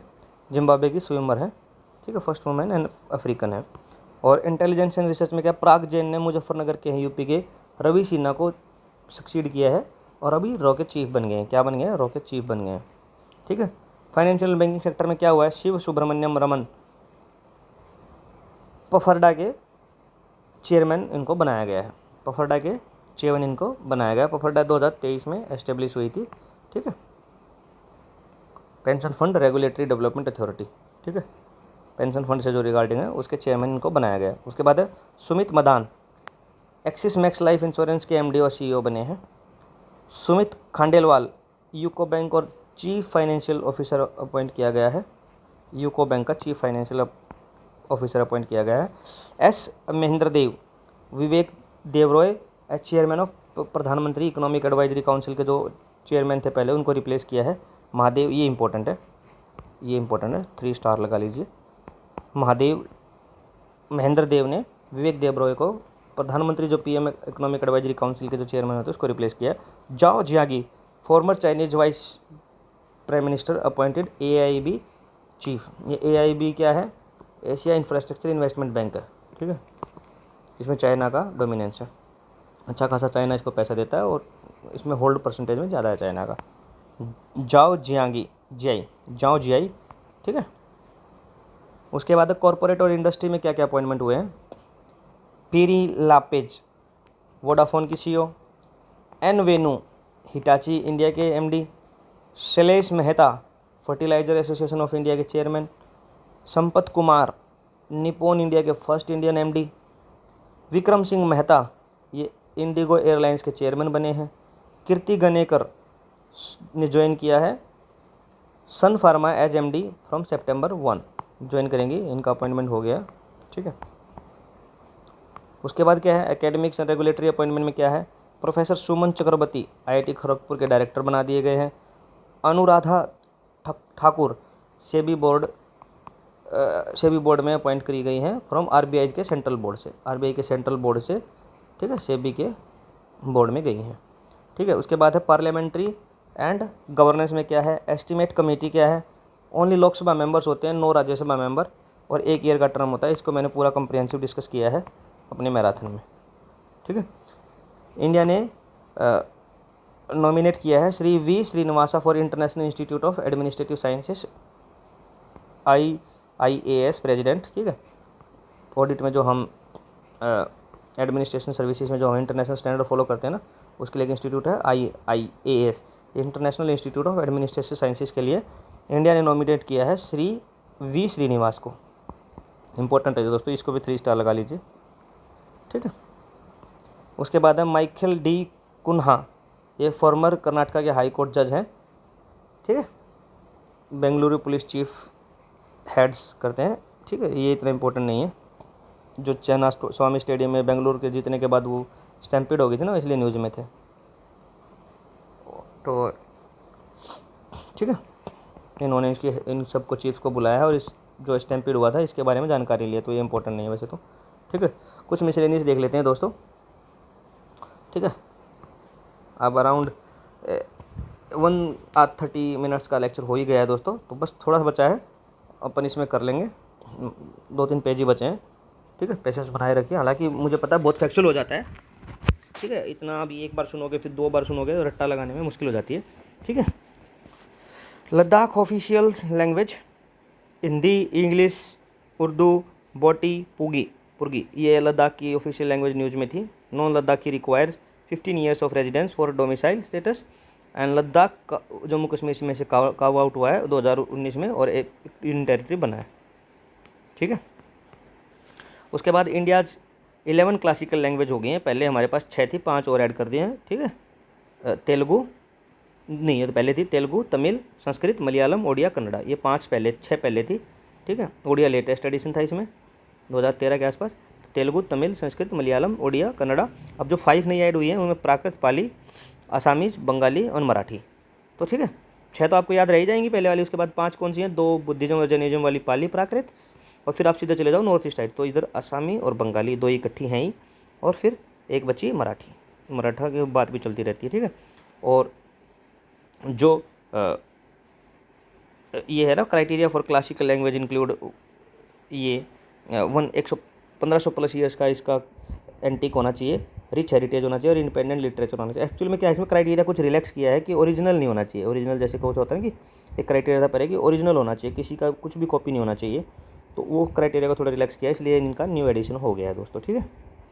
उसके बाद है global digital economy conference, UNDP with Beijing ने इसको, ये हम ऊपर पढ़ चुके हैं दोस्तों, UNDP और बीजिंग ने इसको इकट्ठा मिलकर चेयर कराया है, ठीक है। प्रमोट क्या करता है? International cooperation in digital economy and technology policies, ठीक है। IIT दिल्ली की रैंकिंग है 123वीं QS वर्ल्ड रैंकिंग में, ठीक है। MIT फिर से टॉप पे है, MIT इसमें बहुत सारा टॉप पे रहता है हमेशा ही। और एक ये जैसे इसमें तो MIT टॉप पे रहता है और एक हार्वर्ड टॉप पे रहता है THE में, टाइम्स हायर एजुकेशन रैंकिंग में, ठीक है। इन दोनों का अलग अलग चलता है, उसमें MIT 2nd नंबर पे है, ठीक है दोस्तों। और उसके बाद है आप देखिए, और इंडिया की 54 इंस्टीट्यूट में इसमें लिस्ट किया गया है, ठीक है। उसके बाद नेक्स्ट आर्टिकल है Titan space mission. Titan space mission 2019 NASA का मिशन है। इतना ये भी तो अभी तो इतना याद रखने क्योंकि 2029 वाला है, फिर भी हम पढ़ लेते हैं क्या करेगा। एक इंडियन वुमेन एस्ट्रोनॉट को इंक्लूड करेगा, ठीक है। India's ISRO has sent 8 women astronaut so far in training programme. हमने 8 वुमेन को ट्रेनिंग प्रोग्राम के लिए भेज दिया, जिसमें से अपनी एक इंडियन वुमेन एस्ट्रोनॉट को ये अपने नासा के मिशन में इंक्लूड करेंगे, ठीक है। ये हम देख चुके हैं। एबिलिस्ट तो भी नहीं आया है। एबिलिस्ट 2025 में क्या है, एक ग्लोबल चेकलिस्ट है। 11,131 बर्ड स्पीशीज़ को आइडेंटिफाई किया है, जिसमें से 1367 बर्ड स्पीशीज़ तो इंडिया में रिकॉर्ड हुई हैं, ठीक है। लोकपाल का मोटो क्या है कि empower citizen expose corruption, empower citizen expose corruption. 2013 में इसको एस्टेब्लिश किया था। इवन तक प्राइम मिनिस्टर को भी can investigate central government officials, ministers and MP, ठीक है। इतना याद रख सकते हो। उसके बाद बिहार जीरो पॉवर्टी कैंपेन है। पॉवर्टी फ्री उत्तर प्रदेश, ये थोड़ा देखिए दोस्तों, इसका थोड़ा ये गलत हो गया है आर्टिकल, ठीक है। ये इधर पॉवर्टी लिखा हुआ है और ये बिहार का जीरो पॉवर्टी कैंपेन है, इसमें उत्तर प्रदेश नहीं आएगा, ठीक है, बाय मिस्टेक लिख दिया है, ठीक है। ये बिहार का जीरो पॉवर्टी कैंपेन है, ठीक है। इस तरीके से आप देख सकते हो, ठीक है दोस्तों। ये इसको मैंने वेरीफाई किया है, ठीक है। ये अपना बिहार नहीं है, उत्तर प्रदेश का है, ठीक है। उत्तर प्रदेश जीरो पॉवर्टी कैंपेन है। 2025 तक ये zero poverty free Uttar Pradesh बनाना चाहते हैं, ठीक है। इसको अपन दोबारा करते हैं, ठीक है। ये बिहार का नहीं है, उत्तर प्रदेश का है, यूपी का है, जिसमें यूपी को 2025 तक पॉवर्टी फ्री बनाना चाहते हैं। आदित्य योगी नाथ जी ने अपना 2024 में ये प्लेज लिया था, लॉन्च किया था 2 अक्टूबर के दिन के आसपास, ठीक है। गांधी जयंती पे ये इन्होंने प्रण लिया था। रूरल और अर्बन दोनों एरिया में ऐसा कर देंगे। उसके बाद धनुषकोडी ग्रेटर फ्लेमिंगो सेंचुरी कहाँ है, ये रामाथमपुरम तमिलनाडु में, ऊपर भी डिस्कस कर चुके हैं हम, ठीक है। Sagarmala finance cooperation limited India का पहला मराइन सेक्टर NBFC बन गया, non banking financial company, part of Sagarmala programme 2015 port led development के रिगार्डिंग जो हमने लॉन्च किया था। Chenab rail arch bridge world's highest rail arch bridge हो गया चेनाब रिवर पे, ठीक है, जम्मू कश्मीर में, ठीक है दोस्तों। उसके बाद है कर ओपिक इनिशिएटिव, ठीक है। AI का यूज करके रियल टाइम क्रॉप ऑब्जर्वेशन करता है, ठीक है। PM फसल बीमा योजना के साथ इसको मिला के देखा जा रहा है, जो कि insurance and crop loss monitoring के लिए बनाई गई थी। उसके बाद है नाइट्रो कैप्ट, स्वीडिश स्टार्टअप है। Won food planet prize for green fertilisers, ठीक है, using atmospheric nitrogen plasma technology, ठीक है, याद कर लीजिएगा, ठीक है। नाइट्रो कैप स्वीडन का स्टार्टअप है, जिसने वन फूड प्लेनेट प्राइज को जीता है ग्रीन फर्टिलाइजर यूजिंग में, ठीक है। अंडर वाटर म्यूजियम है सिंधु दुर्ग महाराष्ट्र में, ठीक है। जो INS गुलधर है, जो रिटायर हो गया था, उसको यूज करके बनाया है अंडर वाटर म्यूजियम, ठीक है। इसी को रख दिया है इसमें हमने। INS गुलधर जो रिटायर हो गया था, हमारा तो पहला था, उसको रिटायर होने के बाद महाराष्ट्र में सिंधु दुर्ग में अंडर वाटर म्यूजियम बना दिया है, ठीक है दोस्तों। उसके बाद है इमरजेंसी डायरीज, ठीक है, क्रॉनिकल्स हैं PM Modi Narendra Modi political journey, published by blue craft digital foundation, ठीक है। कम्युनिटी रेडियो क्या है, इवाक्स त्राना 88.4 FM जो है ज्योतिर्मठ उत्तराखंड में, by army chief general Upendra Dwivedi ने इसको बॉर्डर एरिया कल्चर को प्रमोट करने के लिए इसको बनाया है कम्युनिटी रेडियो, ठीक है।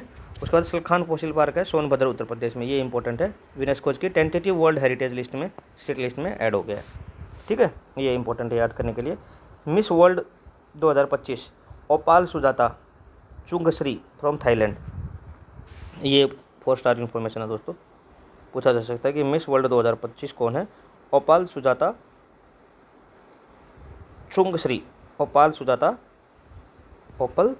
सुजाता चुंगश्री फ्रॉम थाईलैंड, ठीक है दोस्तों। उसके बाद क्या है, Annalena Baerbock 80th UN general assembly president है, 5th वुमेन है, first women from western Europe है। अदर स्टेट्स, ये एक ग्रुप बनता है ना जैसे में, ठीक है, यूएन में, जैसे इस ग्रुप से western Europe and other states, इस जैसे एक उसका ग्रुप बना हुआ है, इंडिया साउथ एशिया का ग्रुप बना हुआ है जिसमें इंडिया, बांग्लादेश ये है, तो ऐसे एक ग्रुप बना हुआ है। फिर एक यूरोप का, ईस्टर्न यूरोप का ग्रुप है, तो फिर ऐसे ही जैसे ये यूरोप है पूरा, तो इसका वेस्टर्न पार्ट जो है वेस्टर्न यूरोप, और अदर स्टेट ग्रुप जो बना हुआ है उसमें 80th यूएन जनरल असेंबली की जो प्रेसिडेंट है वो ये बनी है एना लेना बरबुक, एना लेना बरबुक, ठीक है। 5th वुमेन है सो फार, और फर्स्ट फ्रॉम इस कंट्री, इन कंट्रीज़ के ग्रुप से पहली है, ठीक है। उसके बाद Valmik Thapar, founder member of Ranthambore foundation for wildlife conservation, ठीक है, ये इतना याद रखना, फाउंडर मेंबर है वाइल्ड लाइफ कंजर्वेशन के लिए रणथंभौर फाउंडेशन के। उसके बाद है सैनिटरी पैड यूजेज, इंडिया 68% से 58% से 78% पहुँच गया है। नेशनल फैमिली हेल्थ सर्वे जो 5 आया है, ऐसे आ रखे ना ये, national family health survey 1, national family health survey 2, national family health survey 3, ऐसे करके आते हैं। तो उसमें नेशनल फैमिली हेल्थ सर्वे 5 में जो आया है रिपोर्ट, उसमें हम 58% से बढ़ा के हमने 78% हो गए हैं हम सैनिटरी पैड यूजेज में, ठीक है दोस्तों। उसके बाद है करोल नोवाची, प्रेसिडेंट ऑफ पोलैंड इलेक्ट हो गई हैं, ठीक है, करोल नोवाची, ठीक है, नवाकी बोल लो, नवाकी है थोड़ा, है ना, करोल बाग से करोल नोवाकी, करोल नोवाकी, ये है प्रेसिडेंट ऑफ पोलैंड, ठीक है दोस्तों। तो ये हमारा इस महीने का लास्ट आर्टिकल था जून का, ठीक है दोस्तों। हमने मोस्टली सारा कवर कर लिया है और अपना इस हिसाब से अपना जून कवर हो गया है, ठीक है, जून अभी कवर है। नेक्स्ट लेक्चर आएगा जुलाई का, तो जुलाई के बाद अपना बैकलॉग ख़त्म हो जाएगा दोस्तों, ठीक है। तो जून का ये देख लीजिए, और इस तरीके से एक स्ट्रेटजी वीडियो भी आई है,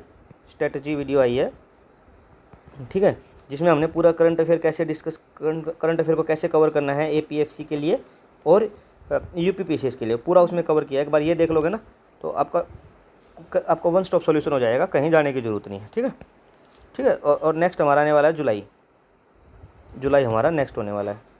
नेक्स्ट अब 2 या 3 दिन मैक्सिमम लगेंगे, मैं उसको डिस्कस कर दूंगा, ठीक है। तो फिर अपना बैकलॉग ख़त्म हो जाएगा, और फिर हम एमसीक्यू सीरीज़ स्टार्ट करेंगे, कम से कम 1000 एमसीक्यू करेंगे, ठीक है, जिसमें हम दोबारा से अपना जितने भी मैराथन हमने क्रॉस किए या ये किए, इन सब का करंट अफेयर डिस्कस करेंगे दोस्तों, ठीक है। अब इससे ज़्यादा, और इसका जो पीडीएफ वगैरह मिलता है आपको पूरा मैराथन का, मैंने अपलोड कर दिया है, टेलीग्राम चैनल है अपना, ठीक है, वो इसके डिस्क्रिप्शन बॉक्स में डाल दूंगा, और हर वीडियो के डिस्क्रिप्शन बॉक्स में वो आपको मिल जाएगा, या फिर फर्स्ट कमेंट में मिल जाएगा, जो मेरा कमेंट होगा वो देख लीजिएगा, चैनल की तरफ से जो कमेंट आता है उस चैनल को आप ज्वाइन कर लीजिए, टेलीग्राम चैनल को पीडीएफ के लिए, ठीक है दोस्तों, ठीक है दोस्तों। तो आज के लिए इतना ही, ठीक है, धन्यवाद। मिलते हैं अपने जुलाई के लेक्चर में दोस्तों, ठीक है। जुलाई की क्लास में हम कॉम्प्रिहेंसिव और ज़्यादा अच्छा डिस्कस करेंगे।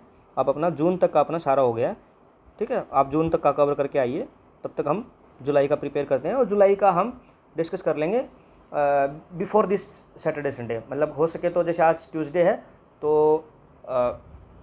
हम ट्यूसडे, वेडनेसडे, थर्सडे, तो थर्सडे या फ्राइडे के आसपास हम डिस्कस कर लेंगे, ठीक है दोस्तों, ठीक है। एक बार स्ट्रेटेजी वीडियो को देखिए, उसमें आपको क्लियर हो जाएगा कि क्या क्या होने वाला है अपने चैनल पे और क्या क्या हम कवर करने वाले हैं। आज के लिए इतना ही दोस्तों, थैंक यू, और ज़्यादा से ज़्यादा लाइक शेयर सब्सक्राइब कीजिए चैनल की रीच बढ़ाइए, वही एक मोटिवेशन है एकमात्र जो मुझे मिलता है, और मैं ऐसे लेक्चर्स लेके आता रहूँगा। कमेंट सेक्शन में बताइए कि कहाँ कोई कमी है, जहाँ इंप्रूव कर सकते हैं वो इसको इंप्रूव भी करेंगे दोस्तों, ठीक है, धन्यवाद।